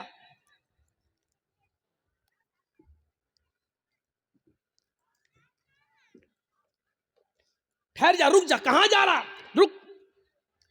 یہ زمزم کا لفظ بھی اللہ کے رسول کو اتنا پسند آیا کہ آپ نے زمزم کے لفظ کو زمزم ہی رہنے دیا، اس کے لیے کوئی عربی کا لفظ استعمال نہیں کیا۔ رک رک، پانی نہیں رکتا تو انہوں نے مڈیر باندھ دی، وہی مٹی سے اکٹھا کر کے ایسے بناتی چلی گئی، مڈیر باندھ دی۔ اللہ کے نبی نے ایک بار خطبہ دیا تھا اور کہا تھا اللہ ہاجرہ پر رحم فرمائے، اگر ہاجرہ نے مڈیر نہ باندھی ہوتی تو اللہ اس پانی کو پوری دنیا میں پھیلا دیتا، اور جو چیز پوری عام ہو جائے تو اس کی قدر کم ہو جاتی ہے۔ آج دیکھ رہے ہو نا، ہمارے ملک میں بھی بہت سے لوگ ایک پانی کی پوجا کرتے ہیں، گنگا جل، لیکن چونکہ وہ اتنی زیادہ تعداد میں ہے کہ اب اس کی کوئی قدر نہیں رہ گئی ہے۔ باقاعدہ گورنمنٹ کو گنگا کی صفائی کے لیے پیسہ دینا پڑتا ہے، اور گنگا کی صفائی کی وجہ سے سرکاریں بدل بھی جاتی ہیں، اس نے گنگا کا خیال نہیں رکھا ہے، اور کبھی کبھی گنگا کا نام لے کر لوگ بورڈ بھی مانگتے ہیں، نہ مجھے آپ نے بلایا ہے نہ میں آیا ہوں، مجھے ماں گنگا نے بلایا ہے۔ اس طریقے سے لوگوں کو بھاوک کر کے ماں گنگا کو ماں کہہ کر اس طریقے سے لوگ اس کو نیلام بھی کرتے ہیں، ایک طریقے سے دیکھا جائے تو اس طریقے سے۔ آج اس پانی کی کیا قدر ہے، لوگ اس میں پیشاب بھی کر رہے ہیں، پائخانہ بھی کر رہے ہیں، لیٹرین بھی کر رہے ہیں، سب کچھ ہو رہا ہے اس کے اندر، اسی لیے اس کی صفائی کے لیے پیسہ مانگا جا رہا ہے، یہ کیا جا رہا ہے، وہ کیا جا رہا ہے۔ لیکن زمزم کو دیکھ لو، آج کتنی قدر کی نظروں سے دیکھا جاتا ہے۔ آج بھی سعودیہ میں ہونے کے باوجود بھی آپ دیکھ لیجئے اس پانی کی کیسی قدر ہے، اس پانی کی عزت کیسی ہے، اور اس پانی کی خصوصیت یہ ہے کہ جو لوگ 5 سال پہلے حج کر کے آئے ہیں اور زمزم لے کے آئے ہوں گے، آج بھی ان کے گھر میں زمزم اگر 5 سال پرانا بھی رکھا ہوگا تو اس میں نہ تو کیڑے پڑے ہوں گے نہ جراثیم پڑے ہوں گے۔ یہ ایک کیفیت، یہ ایک کشش رکھی ہے اللہ رب العالمین نے اس پانی کے اندر، یہ جیتا جاگتا معجزہ، چشمہ جاری ہو گیا۔ ایمان تھا تو اللہ نے عزت بھی دی، ایمان تھا تو اللہ نے بلندی بھی تھی۔ ایمان کی طاقت ہونی چاہیے، اور اتنا ہی نہیں، اب آپ کہو گے کہ ہاجرہ کو عزت کیا ملی؟ عزت نہیں ملی، وہ ہاجرہ جو ایمان کی طاقت کی وجہ سے ابراہیم کو چھوڑ دیتی ہے اور اپنے بچے کے لیے پانی کی تلاش میں صفا سے مروہ کے چکر لگاتی ہے، 7 چکر لگائے، میں نے کہا تھا شروع میں، کبھی سلو دوڑتی ہے کبھی تیز دوڑتی ہے۔ اللہ کے رسول صلی اللہ علیہ وسلم نے حج کا رکن بنا دیا ہے، صفا اور مروہ کے چکر لگاؤ۔ جب تک تم صفا اور مروہ کے چکر نہیں لگاؤ گے، نہ تمہارا حج مانا جائے گا نہ تمہارا عمرہ مانا جائے گا۔ اور عورتوں کے لیے تو خاص کر دیا کہ تم تو سینہ تان کر اکڑ کر تیز نہ دوڑو کیونکہ تمہاری بے پردگی ہوگی، لیکن ہاجرہ جہاں جہاں تیز دوڑی تھی اور تھوڑا سا اکڑ کے ایسے دوڑی تھی، اللہ کے نبی صلی اللہ علیہ وسلم نے مردوں کو حکم دے دیا کہ جب بھی وہ صفا سے مروہ اور مروہ سے صفا کی چکر لگائیں تو جہاں ہاجرہ تیز دوڑی تھی وہاں ان کو بھی تیز دوڑنا ہے، جہاں ہاجرہ سلو ہوئی تھی وہاں تمہیں بھی سلو ہونا ہے، اور ہاجرہ نے جہاں سینہ نکال کر دوڑ لگائی وہاں تمہیں بھی تھوڑا سا سینہ نکالا، اب اتنا بھی نہیں کہ گاما پہلوان لگو، جہاں تھوڑا سا ہلکا تھا سینہ نکال کے چلی تھی تمہیں بھی اتنا نکال کے چلنا ہے۔ یہ عزت دی اللہ تعالیٰ نے، یہ ایمان کی طاقت ہے۔ ایمان ہوگا، مومن ہوگے تو ہم تمہیں بلندی دیں گے۔ اس سے بڑی ایک عورت کی عزت کیا ہوگی؟ کسی بھی مذہب کے اندر عورت کو یہ عزت نہیں ملی۔ ہاجرہ نے جہاں اپنا قدم رکھا، ہر حاجی وہاں اپنا قدم رکھتا ہے۔ جہاں ہاجرہ دوڑی تھی ہر حاجی کو وہاں دوڑنا پڑتا ہے۔ ہاجرہ نے جتنے چکر لگائے جائے, ہر حاجی کو اتنے چکر لگانا پڑتے ہیں. اور حاجرہ کے نقش قدم کو اللہ نے اپنی عبادت کا ایک حصہ بنا لیا. ایک عورت کے پیروں کے نشان, ایک عورت کے پیروں کی ٹاپیں, ایک عورت کی پیروں کی دھڑکنیں, پیروں کی کھٹکھٹاہٹ کو اپنی عبادت کا حصہ جوڑ دیا ہے کہ جب تک تم حاجرہ کی اس ادا کو زندہ نہیں کرو گے, ہماری عبادت کا حق ادا نہیں ہوگا, تم ہماری عبادت نہیں کر سکتے ہو. حاجرہ کے نقش قدم کو اپنی عبادت سے جوڑ دیا ہو, اس سے بڑا مقام کیا ہوگا, اس سے بڑا درجہ کیا ہوگا, ذرا اندازہ لگاؤ. دنیا کی ساری قومیں چیختی اور چلاتی رہیں کہ عورتوں کو اسلام نے چار دیواری میں بند کر دیا, برقعے میں رکھ کر ان کی ترقی کی راہ میں رکاوٹ بن گئے. چیختے رہو, چلاتے رہو. حقیقت یہ ہے کہ عورت کو اسلام نے جو عزت دی ہے وہ دنیا کا کوئی مذہب وہ عزت نہیں دے سکتا ہے. آپ باپ ہیں, کتنا بھی جہیز دے دو اپنی بیٹی کو, لیکن آپ کے مرنے کے بعد آپ کی وراثت میں اس کو حصہ ملے گا, وہ محروم نہیں ہو سکتی ہے. یہ یاد رکھو, باپ کی وراثت میں سے بھی حصہ ملے گا. شادی کے بعد اگر اس کا شوہر مر گیا تو شوہر کی وراثت میں سے بھی اس کو حصہ ملے گا. بھائی مر گیا تو بھائی کی وراثت جو چھوڑ کے گیا اس میں بہن کو حصہ ملے گا. آپ غور کر رہے ہیں؟ غور کیجئے. اور بیٹا اگر مر گیا تو بیٹے کی وراثت میں سے بھی ماں اگر زندہ ہے تو ماں کو حصہ ملے گا. غور کیجئے کہ ایک عورت کی حیثیت اور عزت کیا ہے.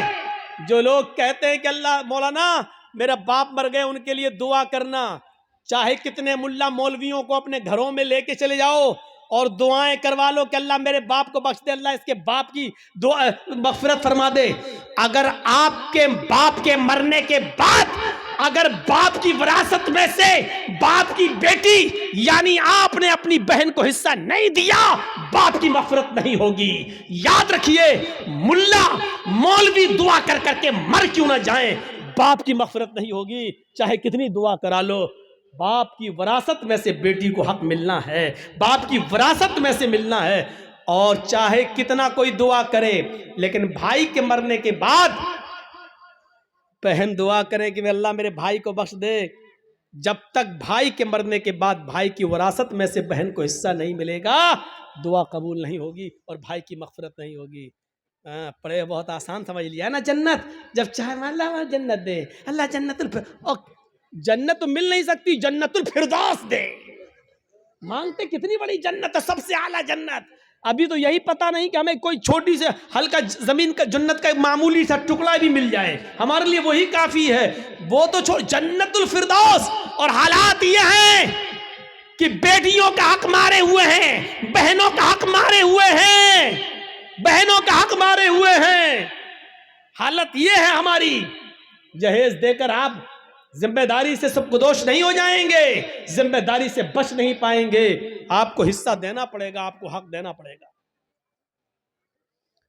یہ ایمان کی اسپرٹ تھی, ایمان کی طاقت تھی. آئیے ایک اور زبردست ایک نقشہ کھینچ کر آپ کو بتاتا ہوں. دیکھیے ایمان کیا ہے. ایک بار یہ طے ہو گیا موسیٰ علیہ السلام میں اور فرعون میں, یہ روز روز کے جھگڑے ٹھیک نہیں ہیں, آؤ ایک میدان میں جمع ہو جاتے ہیں, تم اپنا معاملہ دکھاؤ, ہم اپنا معاملہ دکھاتے ہیں, یا تو تم جھک جاؤ یا ہم جھک جائیں. آؤ. ایک میدان طے ہو گیا. اے بھیا بیٹھ جاؤ, ان سے کہو کہ پیشاب لگ رہا تو یہیں کر لو. تو ایسا لگ رہا ہے جیسے کسی کی چپل چرا کے بھاگ رہے ہوں.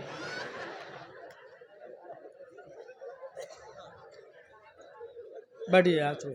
اب جو واقعہ سنانے جا رہا ہوں وہ بڑا زبردست و دلچسپ واقعہ ہے, اس سے بہت سی چیزیں آپ کو ملیں گی.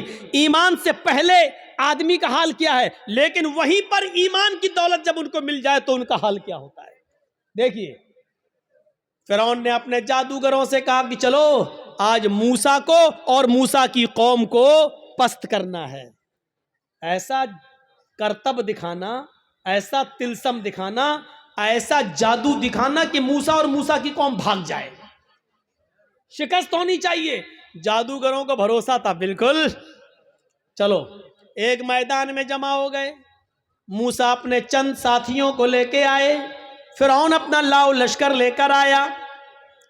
فرعون کے ساتھ بڑے ماہر جادوگر تھے. یہ واقعہ سنا ہوگا لیکن آج مجھ سے سنو. فرعون کے ساتھ بڑے ماہر جادوگر تھے. طے ہوتا ہے کہ چلو اپنا اپنا کرتب دکھلاؤ. فرعون نے کہا اے جادوگروں، اپنے جادوگروں سے چلو دکھاؤ. جادوگر چونکہ ایمان والے تو تھے نہیں، اس لیے سودے بازی پر اتر آئے اور فرعون سے کہنے لگے فرعون، میرے مالک، میرے آقا، میرے رب، میرے خدا، یہ بتا دو اگر ہم موسیٰ پر غالب آ گئے، اگر ہم جیت گئے، اگر ہم نے موسیٰ اور ان کی قوم کو ہرا دیا تو ہمارا انعام کیا ہوگا؟ پہلے ہمارا انعام تو بتا دو. ہم ایسے ہی کیوں کرتب دکھائیں؟ ہمارا انعام کیا ہوگا؟ فرعون نے کہا کہ دکھاؤ اپنا کرتب، دکھاؤ اپنا جادو. تو فرعون کے جادوگروں نے جادو دکھانے سے پہلے کیا کہا؟ قرآن ان جادوگروں کے الفاظ کو ریکارڈ کرتا ہے. ان جادوگروں نے فرعون سے کہا اِنَّا لَنَا لَأَجْرًا إِن كُنَّا نَحْنُ الْغَالِبِينَ. ٹھیک ہے، ہم ابھی جادو دکھاتے ہیں، لیکن اے فرعون یہ بتاؤ اگر ہم نے موسیٰ اور موسیٰ کی قوم کو ہرا دیا اور ہمارا کرتب دیکھ کر، ہمارا ناٹک دیکھ کر اگر یہ سب ہار جاؤ، بھاگ جائیں تو ہمارا اجر کیا ہوگا؟ اِنَّا لَنَا لَأَجْرًا، ہماری مزدوری کیا ہوگی، ہمارا انعام کیا ہوگا؟ ان كُنَّا نَحْنُ الْغَالِبِينَ، اگر ہم ان کی اوپر غالب آ گئے تو. اگر ہم ان کے اوپر غالب آ گئے تو کیا انعام ہوگا؟ فرعون نے مسکراتے ہوئے جواب دیا انکم لمن المقربین. اگر موسیٰ اور موسیٰ کا لشکر ہار گیا، شکست فاش دے دی، ڈر گیا اور بھاگ گیا، تو تم لمن المقربین کا ترجمہ تم میری کیبنیٹ میں شامل ہو جاؤ گے، کیبنیٹ منسٹر بن جاؤ گے. صحیح ترجمہ یہ، تم میرے بہت قریب ہو جاؤ گے. ایک چیف منسٹر ہوتا ہے، ایک پرائم منسٹر ہوتا ہے. تو پرائم منسٹر اور چیف منسٹر کے قریبی لوگ کون ہوتے ہیں؟ جو اس کی کیبنیٹ میں شامل ہوتے ہیں. جو بھی چیف منسٹر کو کرنا ہوتا ہے وہ اپنی کیبنیٹ سے مشورہ کرتا ہے. پرائم منسٹر کو جو کرنا ہوتا ہے وہ اپنے کیبنیٹ سے مشورہ کرتا ہے. تو ہم جو بھی کچھ کریں گے تمہارے مشورے سے کریں گے، یعنی تم ہمارے مقرب ہو جاؤ گے، ہم تمہیں اپنی کیبنیٹ میں شامل کر لیں گے. بالفاظ دیگر ہم تمہیں اپنا وزیر بنا دیں گے، تمہیں ہم اپنا منسٹر بنا لیں گے، وزیر بنا لیں گے، تمہارا یہ انعام ہوگا. اب اتنا سا لالچ اگر کسی کو مل جائے تو یہ تو بہت بڑی بات ہو گئی نا، بہت بڑی بات ہو گئی. آج بھی اگر بی جے پی کی طرف سے کسی مسلمان کو یہ آفر مل جائے تو وہ بھی بی جے پی پہ چلا جاتا ہے. اور دیکھ لیجئے کتنے لوگ جا چکے ہیں کہ کیبنیٹ میں شامل کر لیا جائے گا، بس ہمارے لیے اتنا ہی کافی ہے. اب تو سب کچھ جائز ہو گیا، جو بھی وہ کریں گے وہ سب ٹھیک ہے، وہ سب ٹھیک ہے. اب تو جھوٹ کو بھی سچ کہنا پڑے گا. جب ان جادوگروں نے سنا کہ فرعون کہہ رہا ہے کہ انکم لمن المقربین، تم ہمارے مقرب ہو جاؤ گے، ہماری کیبنیٹ میں شامل ہو جاؤ گے، ہمارے منسٹر بن جاؤ گے، اتنا بڑا انعام کا جب لالچ ان کو ملا تو وہ فوراً تیار ہو گئے. پھر ان کے پاس جو رسیاں تھیں انہوں نے ان رسیوں کو پھینکا، انہوں نے ان رسیوں کو ڈالا. انہوں نے جب ان رسیوں کو موسیٰ کے سامنے اور موسیٰ کی قوم کے سامنے پھینکا تو وہ رینگتے ہوئے سانپ بن گئے، رینگتے ہوئے سانپ بن گئے، سانپ بن کر رینگنے لگے. حالانکہ وہ سانپ نہیں تھے، وہ نظر بندی تھی، ہمیں دکھائی دے رہے ہیں سانپ کی طرح رینگ رہے، لیکن وہ سانپ نہیں تھے. جیسے جادوگر جو ہمارے محلے میں آتا ہے، مٹی اٹھائے گا، رکھے گا، مٹھی بند کرے گا، چھو منتر جادو وہ کر کے ایسے گھما کے کھولے گا روپیہ بن جائے گا. حالانکہ وہ روپیہ نہیں ہے, وہ مٹی ہے, لیکن ہمیں روپیہ دکھ رہا ہے. اگر جادوگر مٹی کو روپیہ بنانا جانتا ہوتا تو اپنا جادو ختم کرنے کے بعد پھر کٹورا لے کر 1-2 روپے کی بھیک ہم سے کیوں مانگتا؟ وہ کہتا ہے کہ یہ کلا ہے, یہ مٹی کو میں نے روپیہ بنایا, یہ صرف ہماری ہاتھ کی صفائی ہے. یہ تمہیں روپیہ دکھ رہا ہے لیکن حقیقت میں روپیہ نہیں ہے. اگر روپیہ ہوتا تو پھر ہم گھر بیٹھ کے یہ تماشا کیوں دکھاتے تمہیں؟ ہم تو گھر بیٹھ کے مٹی کا روپیہ بناتے رہتے. موسیٰ اور موسیٰ کی قوم کو وہ رینگتے ہوئے سانپ دکھنے لگے تو موسیٰ علیہ السلام ڈرنے بھی لگے, ایسے ہٹنے بھی لگے. فوراً اللہ تعالیٰ نے فرمایا موسیٰ ڈرو نہیں, لا تخف یا موسیٰ, اے موسیٰ ڈرو نہیں, تمہارے پاس جو لاٹھی ہے نا, جو ڈنڈا ہے, اس کو زمین پر مارو. ان القی عصاک, زمین پر اس لاٹھی کو مارو. موسیٰ علیہ السلام نے وہ لاٹھی زمین پہ مار دی, اور جیسے ہی زمین پہ لاٹھی ماری وہ اژدہا بن گیا. اژدہا بہت بڑا ہوتا ہے, وہ اژدہا بن گیا اور اس نے اپنا منہ پھاڑا اور اندر کو سانس لی, باہر کو نہیں, اندر کو. اندر کو جب اس نے اندر کو سانس لی تو وہ جتنے بھی سانپ جو رسیاں بنی ہوئی تھی وہ سب اس کے منہ میں گھستے چلے گئے, کر کے سب کو کھا گیا. یہیں سے موسیٰ فرعون کے جادوگروں کی عقل ٹھکانے آ گئی. وہ سمجھ گئے ہم نے جو دکھایا وہ نقلی چیز تھی, موسیٰ نے جو دکھایا وہ اوریجنلٹی تھی, وہ اصلیت تھی. وہ سمجھ گئے کہ اب حق کے آگے میرا باطل نہیں چلے گا. یکدم وہیں سے بدل گئے, یہیں سے چینج ہو گئے. موسیٰ علیہ السلام نے ڈنڈا زمین پہ مارا, وہ اژدہا بن گیا, اژدہا ان کے سانپوں کو نکل گیا. فرعون کے جادوگر سمجھ گئے کہ اب میری خیر نہیں, اگر میں نے کچھ اور دکھایا تو ہماری آفت, ہماری بربادی, کیونکہ ہم نے جو دکھایا وہ جادو تھا, موسیٰ نے جو دکھایا وہ حقیقت ہے, اور جادو کبھی حقیقت کا مقابلہ نہیں کر سکتا.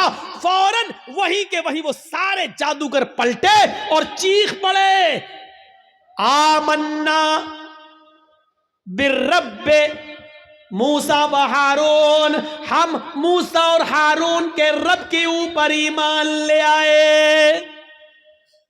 چیختے ہوئے انہوں نے کہا اب ہم نے فرعون کو چھوڑ دیا, میں موسیٰ اور ہارون کے رب پر ایمان لے آیا. انہوں نے یہ نہیں کہا کہ میں اللہ پر ایمان لایا. جادوگروں نے کیا کہا؟ برب موسیٰ و ہارون, ہارون اور موسیٰ کے رب پر ایمان لایا. اگر وہ یہ کہتے کہ میں تو اللہ پر ایمان لایا تو لوگوں کا اللہ اور لوگوں کا خدا تو وہی بنا ہوا تھا فرعون. اس لیے موسیٰ اور ہارون کا رب نہیں تھا. موسیٰ اور ہارون علیہ السلام نے کبھی فرعون کو اپنا رب نہیں مانا, موسیٰ اور ہارون نے اپنا رب اللہ کو مانا تھا. اس لیے کیا کہا؟ آمنا برب موسیٰ و ہارون, میں ہارون اور موسیٰ کے رب پر ایمان لے آیا, یعنی میں اللہ پر ایمان لایا. فرعون تو شزدر رہ گیا, لایا تھا موسیٰ اور ان کو ہرانے کے لیے, اور یہ تو ہم ہی ہار گئے. یہ سارے جادوگر پلٹ گئے, یہ سارے جادوگر ادھر چلے گئے. ابھی دیکھیے جب تک جادو دکھا رہے تھے تب تک وہ کافر تھے, لیکن جب موسیٰ نے اپنا ہنر دکھلایا, معجزہ دکھلایا, تو وہ ایمان لے آئے. اب ایمان لانے کے بعد طاقت دیکھیے ان کے اندر وہی موجود ہے, ابھی ہٹے نہیں, ابھی اپنے گھر نہیں گئے. اب جب ایمان لے آئے, جب کہہ دیا آمنا برب موسیٰ و ہارون, جب کہہ دیا کہ ہارون و موسیٰ کے رب پر ایمان لائے, تب ان کے ایمان لانے کے بعد ان کے اندر طاقت کیا آئی وہ دکھانا چاہتا ہوں. ایک مومن کے اندر ایمان جب آ جائے تو اس کی طاقت کیا ہوتی ہے وہ چیز سمجھ لیجئے. جب وہ ایمان لائے تو فرعون نے کہا یہ کیا کیا تم نے؟ تو انہوں نے جواب دیا کہ اللہ کی طرف سے حق آ جانے کے بعد اور اپنی آنکھوں سے حق دیکھنے کے بعد بھی میں تمہاری غلامی کروں اور تم کو اپنا رب مانوں تو ہم سے بڑا بد نصیب کوئی نہیں ہوگا, ہم سے بڑا پھر پاگل کوئی نہیں ہوگا. ہم نے آج اپنی آنکھوں سے حق دیکھ لیا اور سچائی دیکھ لی اور موسیٰ کا معجزہ دیکھ لیا ہے. موسیٰ نے جو دکھایا وہ اللہ کی طرف سے ہے, اس لیے اب حق آ جانے کے بعد ہم تمہاری غلامی نہیں کر سکتے, ہم تمہیں ترجیح نہیں دے سکتے.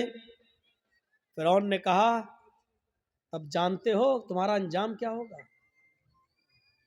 جانتے ہو تمہارا انجام کیا ہوگا. انہوں نے کہا اے فرعون پھر ہمارے انجام کو بھی بتا دو کہ کیا انجام ہوگا ہمارا. فرعون نے کہا لَأُقَطِّعَنَّ أَيْدِيَكُمْ وَأَرْجُلَكُمْ مِنْ خِلَافٍ ثُمَّ لَأُصَلِّبَنَّكُمْ أَجْمَعِينَ. قرآن کہہ رہا آئے میرے جادوگرو، اگر تم نے موسیٰ اور ہارون کے رب کو چھوڑ کر مجھے رب نہ مانا اور تم نہ پلٹے تو ہم تمہیں کیا عذاب دیں گے، کیا سزا دیں گے تم جانتے ہو. لَأُقَطِّعَنَّ أَيْدِيَكُمْ وَأَرْجُلَكُمْ مِنْ خِلَافٍ، ہم تمہارے ہاتھ کٹوا دیں گے، ہم تمہارے پیر کٹوا دیں گے مخالف سمتوں سے. یعنی داہنا ہاتھ کاٹیں گے تو بایاں پیر، اور بایاں ہاتھ کاٹیں گے تو دایاں پیر. اگر ہم نے دایاں ہاتھ کاٹا تو بایاں پیر کٹوائیں گے، اور کسی کا اگر ہم نے بایاں ہاتھ کاٹا تو اس کا دایاں پیر کٹوا دیں گے. لَأُقَطِّعَنَّ أَيْدِيَكُمْ وَأَرْجُلَكُمْ، عربی سے واقف ہوں گے تو آپ سمجھ جائیں گے، لیکن عربی سے واقف نہیں ہے. الفاظ کی زیادتی معنی کی زیادتی پر دلالت کرتی ہے. عربی زبان میں قطع یقطعو کے معنی ہوتے ہیں کاٹنا، یہ اس کو کہا جائے گا قطع، کاٹنا. لیکن ادھر سے کاٹا، ادھر سے کاٹا، ادھر سے کاٹا، یہ کاٹا، یہ کاٹا، اس کو کہا جاتا ہے قطع یقطع تقطیع، ٹکڑے ٹکڑے کرنا. فرعون نے یہ نہیں کہا تھا کہ ہم تمہارے ہاتھ و پیر کاٹ دیں گے. فرعون نے کہا لَأُقَطِّعَنَّ أَيْدِيَكُمْ وَأَرْجُلَكُمْ، ہم تمہارے ہاتھ کے ٹکڑے ٹکڑے کروا دیں گے، ہم تمہارے پیر کے ٹکڑے ٹکڑے کروا دیں گے. ہماری زبان میں قیمہ قیمہ کر دیں گے، بوٹی بوٹی کر دیں گے مخالف سمتوں سے. یعنی پہلے انگوٹھا کاٹیں گے، پھر پنجہ کاٹیں گے، پھر پنڈلی کاٹیں گے، ٹخنا کاٹیں گے، پنڈلی کاٹیں گے، گھٹنا کاٹیں گے، ران کاٹیں گے، کمر کاٹیں گے. اگر میں نے تمہارا دائنا پیر کاٹا تو ایسے ہی بایاں ہاتھ کاٹیں گے، پہلے انگلی کاٹیں گے، پور کاٹیں گے، کلائی کاٹیں گے، گٹا کاٹیں گے، ہاتھ کی یہ کلائی، پھر یہ کوہنیوں، پھر کندھا، یعنی ہم ٹکڑے ٹکڑے کر دیں گے. کتنی دردناک سزا، زندہ آدمی کو ایک ایک حصہ کاٹا جائے. لَأُقَطِّعَنَّ أَيْدِيَكُمْ وَأَرْجُلَكُمْ مِنْ خِلَافٍ، ہم پہلے ایسا کریں گے اور ایسا کرنے کے بعد بھی اگر تم نہ مانے ثُمَّ لَأُصَلِّبَنَّكُمْ أَجْمَعِينَ، تو پھانسی کا پھندا لگا کے پھر ہم تمہیں سولی پہ چڑھا دیں گے. اب دو چیزیں سمجھ لو، اتنی بڑی سزا سننے کے بعد ان کا جواب کیا تھا. جب کافر تھے، ایمان نہیں لائے تھے، فرعون کے ساتھ آئے تھے، تب ان کی ڈیمانڈ کیا تھی؟ اِنَّ لَنَا لَأَجْرًا، اگر ہم نے اپنا جادو دکھایا اور موسیٰ کو ہرا دیا تو آپ ہمیں انعام کیا دیں گے؟ ابھی انعام مانگ رہے تھے، سونا چاندی دولت مانگ رہے تھے، لیکن ایمان لانے کے بعد جب اتنی بڑی سزا سنی تو اس کے بعد ان کا جواب کیا تھا؟ یہ ہے ایمان کی طاقت. ان کا جواب یہ تھا فَقْضِ مَا أَنْتَ قَاضٍ، فَقْضِ مَا أَنْتَ قَاضٍ إِنَّمَا تَقْضِي هَذِهِ الْحَيَاةَ الدُّنْيَا. آئے فرعون، تجھے جو کرنا ہو کر. فَقْضِ مَا أَنْتَ قَاضٍ، آئے فرعون تجھے جو کرنا ہو کر، میرے ساتھ، میری باڈی کے ساتھ، میرے جسم کے ساتھ، میرے پیروں کے ساتھ، میرے ہاتھ کے ساتھ، میرے جسم کے ساتھ جو کچھ بھی تو کر سکتا ہے کر لے. انما تقضی هذه الحیات الدنیا، تو صرف مجھے دنیا میں سزا دے سکتا ہے، صرف دنیا میں مجھے پریشان کر سکتا ہے، صرف دنیا میں تو میرے اوپر حکومت چلا سکتا ہے، صرف دنیا میں تو مجھے سزا دے سکتا ہے. آخرت میں تو ہمیں سزا نہیں دے سکتا ہے، آخرت کا تو ہمارے مالک نہیں ہے. جو ابھی انعام مانگ رہے تھے، ایمان لانے کے بعد وہ کہہ رہے ہیں جو کرنا ہو کر لے، لیکن اب ہم موسیٰ اور ہارون کے رب کو چھوڑنے والے نہیں ہیں. یہ ہے ایمان، یہ ہے ایمان. یہاں تو ہمارا ایمان کا بڑا حال ہے. اگر دو چار آدمی ہمیں پکڑ کے باندھ دو کہ جے شری رام، تو ہم کہہ بھی دیں گے اپنی جان بچانے کے لیے جے شری رام. وہ ایک الگ مسئلہ ہے کہ ایسے موقع پر نعرہ لگانا چاہیے یا کوئی مجبور کرے تو جے شری رام کہہ سکتے ہیں کہ نہیں کہہ سکتے, وہ ایک الگ مسئلہ ہے. اس مسئلے میں جائیں گے تو رات بیتے گی, کیونکہ پھر دلیلیں دینا پڑیں گی اور ثبوت دینا پڑیں گے. اس طرف ابھی ہم نہیں جانا چاہتے ہیں میرے بھائیوں, یہ ایک الگ مسئلہ ہے. لیکن ذرا سوچو کہ آج ہمارا ایمان کیا ہے اور ان کا ایمان کیا تھا. جو ابھی انعام مانگ رہے تھے وہ اب کہہ رہے کہ سزا بھی دے دو, لیکن ہم اب ایمان سے پھرنے والے نہیں ہیں. یہ ہوتا ہے ایمان, یہ ہوتا ہے ایمان.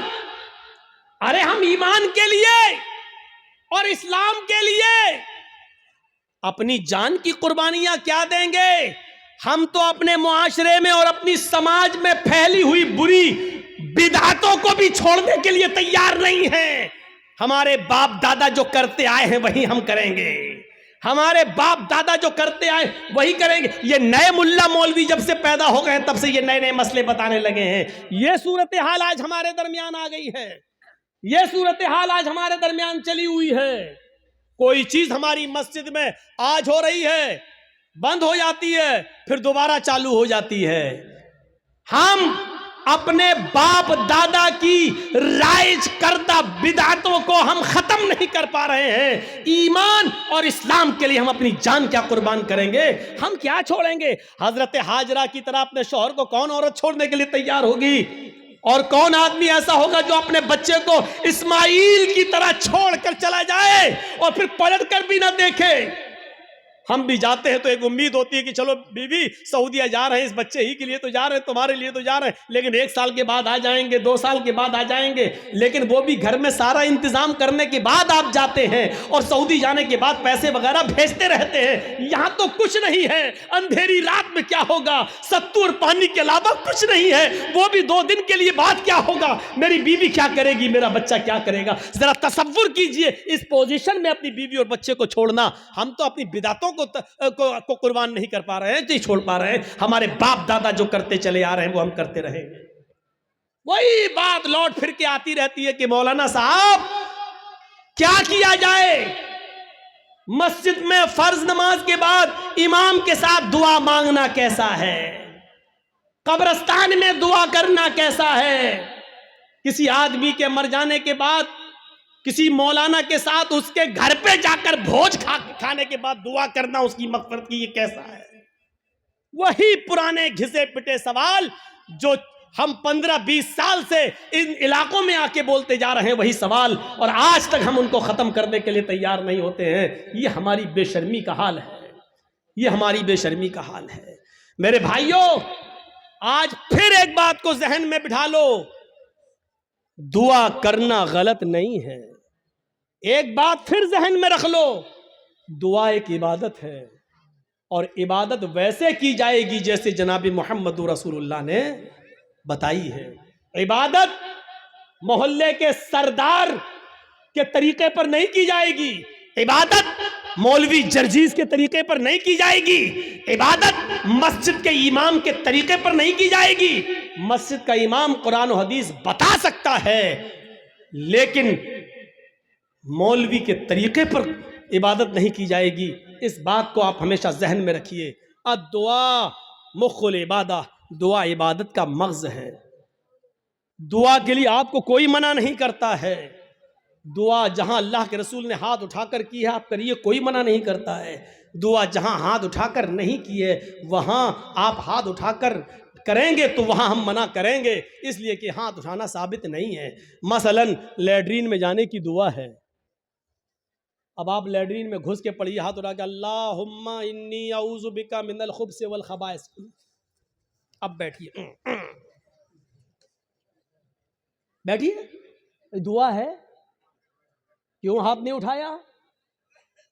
میں پوچھنا چاہتا ہوں ان لوگوں سے جو مسجد میں مجبور کرتے ہیں امام کو کہ ہاتھ اٹھاؤ, اور پبلک سے کہتے ہیں ہاتھ اٹھا کر دعا کرو. اگر دعا کے لیے ہاتھ اٹھانا ہے تو لیٹرین میں جانے کی دعا ہے, بتاؤ کیوں نہیں ہاتھ اٹھاتے ہو؟ صاحب لیٹرین میں کیوں؟ ارے جب لیٹرین میں دعا پڑھ سکتے ہو تو ہاتھ کیوں نہیں اٹھا سکتے ہو؟ جب لیٹرین میں اللہ کا نام لے سکتے ہو, اللہم انی اعوذ بک, تو ہاتھ اٹھانے میں کیا حرج ہے؟ کیوں نہیں اٹھاتے ہو؟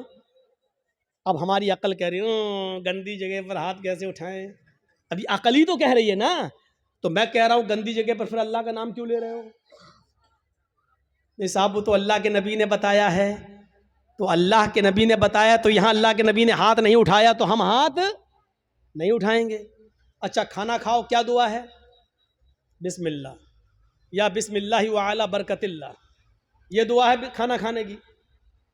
اب آپ کھانا بیٹھو جرجی صاحب کھانا لگ گیا، بسم اللہ، اب ہم کھائیں یا بسم اللہ وعلی برکت اللہ، اب ہم بولیے. چلو یہ تو لیٹرین نہیں ہے، یہ تو گھر ہے. یہاں پر ہاتھ اٹھا کر اگر کوئی آدمی دعا کرے بسم اللہ یا بسم اللہ وعلی برکت اللہ تب کھانا کھائے، کیسا لگے گا آپ کو؟ کیوں نہیں اٹھاتے ہو؟ یہ بھی تو دعا ہی ہے. صاحب اللہ کے نبی نے نہیں اٹھائے اس لیے ہم نے اٹھائے. آ گئی نا بات وہی، جہاں نبی نے اٹھایا وہاں اٹھاؤ. ہم بھی تو یہی کہہ رہے ہیں جہاں نبی نے نہیں اٹھایا وہاں مت اٹھاؤ. ہم بھی تو آپ سے یہی کہہ رہے ہیں. اچھا وضو بنایا، کیا دعا پڑھتے ہو؟ بسم اللہ. وضو کے بعد کیا دعا پڑھتے ہو؟ اشہد ان لا الہ الا اللہ واشہد ان محمدا عبدہ ورسولہ اللہم اجعلنی من التوابین واجعلنی من المتطہرین. یہی دعا تو پڑھتے ہو.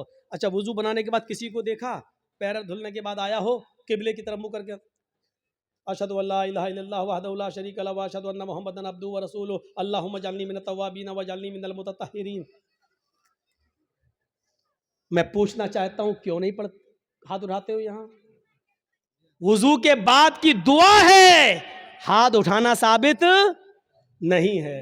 اذان کے بعد کی دعا ہے اللہم رب ھذہ الدعوۃ التامہ والصلاۃ القائمہ آتی محمدا الوسیلہ والفضیلہ، لیکن ہاتھ اٹھانا ثابت نہیں ہے. چاند دیکھ کر دعا مانگنا ثابت ہے، چاند دیکھ کر دعا مانگی جائے، لیکن ہاتھ اٹھانا ثابت نہیں ہے. اسی طریقے سے قبرستان میں جا کر دعا کرنا جائز ہے. اللہ کے نبی نے فرمایا استغفروا لاخیکم، اپنے بھائی کے لیے دعا کرو. ہر آدمی کو مٹی دینے کے بعد اپنے بھائی کے لیے دعا کرنا چاہیے، لیکن یہاں ہاتھ اٹھانا ثابت نہیں ہے. جیسے ان جگہوں پر ہاتھ اٹھانا ثابت نہیں ہے، ایسے ہی قبرستان میں بھی ہاتھ اٹھا کر دعا کرنا ثابت نہیں. یا ہے تو ہمیں بتاؤ کہاں ہے. نہیں صاحب اٹھا لیں تو حرج کیا ہے؟ اب اس کا جواب سنو. ارے ہم نے ہاتھ اٹھا کر دعا کر لی تو حرج کیا ہے؟ تو اب مجھے جواب دو، لیٹرین میں ہم نے کہہ دیا ہاتھ اٹھا کر اللہم انی اعوذ بک من الخبث والخبائث، تو حرج کیا ہے؟ مجھے اتنا بتا دو. اذان کے بعد ہم نے ہاتھ اٹھا کر دعا مانگ لی، اشہد ان لا الہ الا اللہ، حرج کیا ہے؟ مجھے بتا دو. یہاں آپ کو حرج لگتا ہے، مجھے قبرستان میں ہاتھ اٹھا کر دعا مانگنے میں حرج لگتا ہے. کیوں اسلام کو اپنے اور اپنے باپ دادا کے طریقے پر چلانا چاہتے ہو؟ اسلام چلے گا تو صرف فاطمہ کے باپ کے طریقے پر چلے گا. اسلام نہ تمہارے طریقے پر چلے گا، نہ میرے، نہ تمہارے باپ کے طریقے پر چلے گا، نہ مولوی جرجیز کے باپ کے طریقے پر چلے گا. اسلام چلے گا تو جناب محمد رسول اللہ کے طریقے پر چلے گا. آپ کو نماز پڑھنے کے بعد دعا سے کوئی نہیں روکتا. یقین مانیے نماز پڑھنے کے بعد آپ دعا کریے، ہم آپ کو نہیں روکتے ہیں. اچھا عمل ہے نماز پڑھنا، اور نماز کے بعد دعا مانگنا اچھا عمل ہے. مانگیے مانگیے، منع نہیں کیا جا رہا ہے. لیکن یہاں اللہ کے رسول سے ہاتھ اٹھا کر دعا مانگنا، اور نبی کے ہاتھ اٹھانے کے بعد صحابہ کا ہاتھ اٹھانا، اور نبی کا ہاتھ چہرے پر پھیر کر پہننا، اور اس کے بعد صحابہ کا بھی ہاتھ چہرے پر پھیر لینا، نبی کا دعا مانگنا اور صحابہ کا اس دعا پر آمین آمین کہنا، یہاں نماز کے بعد ثابت نہیں ہے. اس لیے آپ کو بھی ایسا نہیں کرنا ہے. اکیلے آپ جتنی لمبی دعا مانگنا چاہے مانگیں. آپ کی بیٹی بڑی ہے، شادی کے رشتے آتے ٹوٹ جاتے ہیں، نماز کے بعد دعا مانگیے اللہ میری بیٹی کو کوئی دیندار رشتہ عطا فرما دے. آپ کی روزی روٹی میں برکت نہیں، اللہ مجھے میری روزی روٹی میں برکت دے. آپ کو جتنی دعا مانگنا مانگو. یہ 2 منٹ والی دعا کو رسم مت بناؤ میرے بھائی. امام صاحب نے کہا السلام علیکم ورحمۃ اللہ، السلام علیکم ورحمۃ اللہ، اللہم آمین آمین، پیچھے کر آمین آمین آمین آمین. ابے یہ کون سی دعا ہے؟ اور 2 منٹ میں لا الہ الا اللہ محمد رسول اللہ. 2 منٹ میں تیری بھی ضرورت پوری ہو گئی، 2 منٹ میں اس کی بھی ہو گئی. وہاں امام کہہ رہا اللہ میری روزی روٹی میں برکت دے، آپ کہہ رہے ہیں آمین. ارے فائدہ تو امام کا ہو رہا, آپ کا کیا ہو رہا ہے مجھے بتاؤ. وہ امام تو اپنی دعا کر رہا ہے.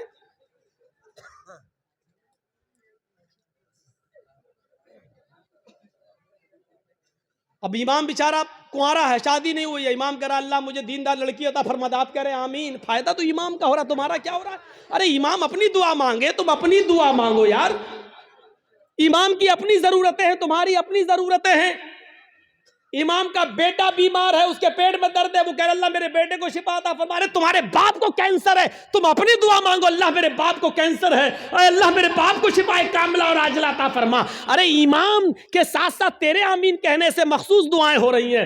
امام تیرے لیے دعا نہیں کر رہا ہے, اور تم جو آمین آمین کہہ رہے ہو اس میں تمہارے لیے دعاؤں پہ آمین نہیں کہی جا رہی ہے. ارے تم اپنی دعا مانگو. امام کی ضرورت 2 منٹ میں پوری ہو رہی ہے, تمہیں کچھ زیادہ مانگنا ہے تم زیادہ مانگو. یہ کیا دعا ہے کہ جب امام کی ساری ضرورتیں پوری ہو رہی ہیں اسی وقت تمہاری بھی ہو رہی ہیں.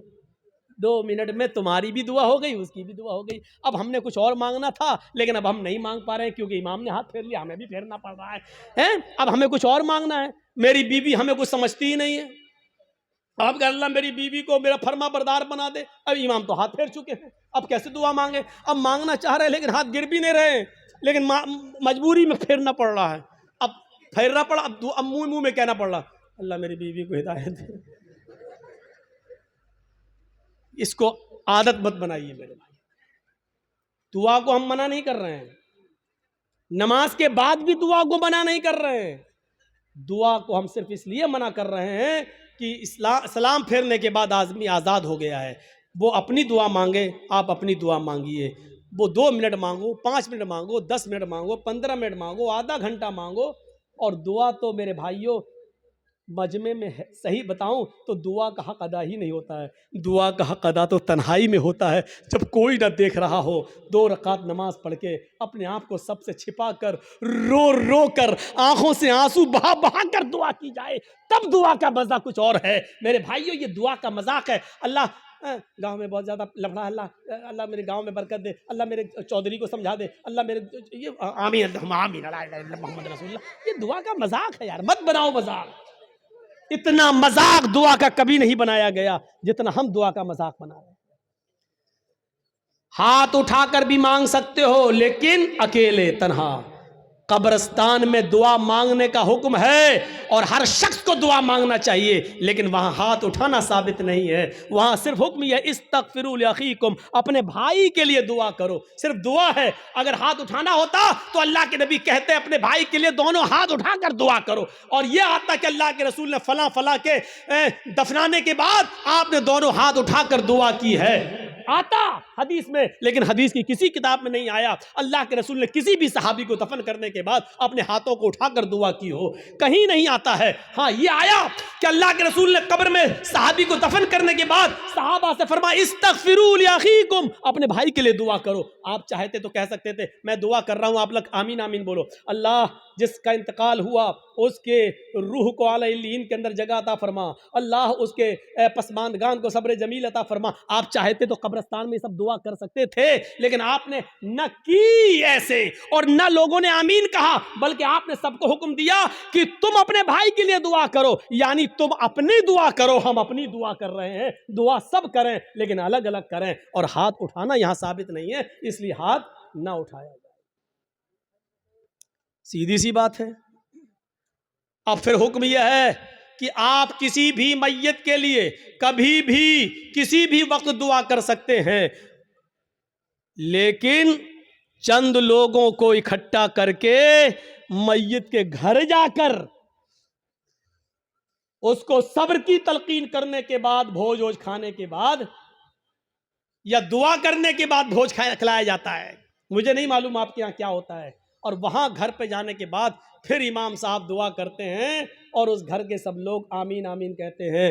میرے بھائیوں بدعت ہے, بدعت ہے, بدعت ہے. اس بری رسم کو بند کریے, اس نوٹنکی کو بند کیجیے. میں اس کو نوٹنکی کہتا ہوں. اس نوٹنکی کو بند کیجیے, دعا آپ کیجیے. ارے بیوی اگر شوہر مر گیا ہے تو بیوی شوہر کے لیے دعا کرے، باپ مر گیا تو بیٹا شوہر اپنے باپ کے لیے دعا کرے۔ ارے صدقہ جاریہ سب سے بہتر یہی ہے کہ بیٹا اپنے باپ کو اپنی دعاؤں میں یاد رکھے، کچھ دعائیں اپنے لیے مانگے، پھر کہ اللہ میرے والد کو کی قبر کو نور سے بھر دے، اللہ میرے والد کی مغفرت فرما، اللہ میرے ماں باپ کے گناہ کی بخشش فرما، اللہ ان کی لغزشوں کو معاف فرما دے، اللہ تو ان کو جنت الفردوس میں جگہ عطا فرما۔ یہ ہے دعا۔ بیوی شوہر کے لیے دعا کرے، بیٹا باپ کے لیے کرے، باپ بیٹے کے لیے کرے، بھائی بہن کے لیے کرے، بہن بھائی کے لیے کرے۔ کس نے منع کیا ہے؟ آپ جا رہے ہیں قبرستان، جائیے، روز جا کر دعا کریے، کون منع کر رہا ہے؟ ہفتے میں ایک دن جا کر دعا کیجئے، کون منع کر رہا ہے؟ مہینے میں ایک دن جائیے اور اپنے باپ کے لیے ہاتھ اٹھا کر نہیں، ہاتھ چھوڑ کر قبر پر کھڑے ہو کر قبر کے پاس دعا مانگی، کون روکتا ہے؟ نہیں۔ لیکن آپ پورے سال نہ جائیں، صرف عید کے دن عید کی نماز پڑھنے کے بعد قبر پہ جا کر دعا مانگے اور اس کو معمول بنا لیں، یہ غلط ہے۔ آپ کسی دن کو متعین کر کے دعا کریں گے تو وہی چیز بدعت ہو جاتی ہے۔ آپ آج مانگ لیجئے، کل مانگیے، 2-4 دن بعد مانگ لیجئے، متعین مت کریے، روز دعا مانگیے قبر پہ جا کے، کوئی منع نہیں کرتا ہے۔ اور قبر پہ جا کے دعا اس لیے مانگنے جائیے آپ کہ وہاں جائیں گے تو آپ کو اپنی موت یاد آئے گی، ورنہ دعا مانگنے کے لیے قبر پہ جانا ضروری نہیں ہے۔ دعا کے لیے آپ اپنے گھر سے بھی دعا کر سکتے ہیں۔ میرے بھائیوں، میرے باپ اٹاوا میں ہیں اور میرے پاس فون آ جائے اور وہ بیمار، میں اس جلسے میں بھی دعا کر سکتا ہوں۔ آپ کے ڈسٹرکٹ مالدہ میں رہ کر کیا میرے لیے دعا کرو، آپ سے بھی کہہ سکتے ہیں کہ میرے والد کے لیے دعا کرو کہ اللہ تعالیٰ میں جرجی صاحب کے والد کو شفائے کاملہ اور عاجلہ عطا فرمائے، کوئی برائی کی بات نہیں ہے۔ دعا کے لیے کسی کے گھر جا کر ہی دعا کی جائے یا قبرستان جا کر دعا کی جائے یہ ضروری نہیں ہے، لیکن اگر آپ جائیں گے تو آپ کو اپنی موت بھی یاد آئے گی کہ ایک دن ہم کو بھی اس جگہ آنا ہے، اس لیے آپ اگر جاتے ہیں تو ٹھیک ہے۔ اسی طریقے سے میرے بھائیوں یاد رکھیے گا، کوئی بھی کام ہو اگر شریعت کی روشنی میں ٹھیک ہے تو کرے گا۔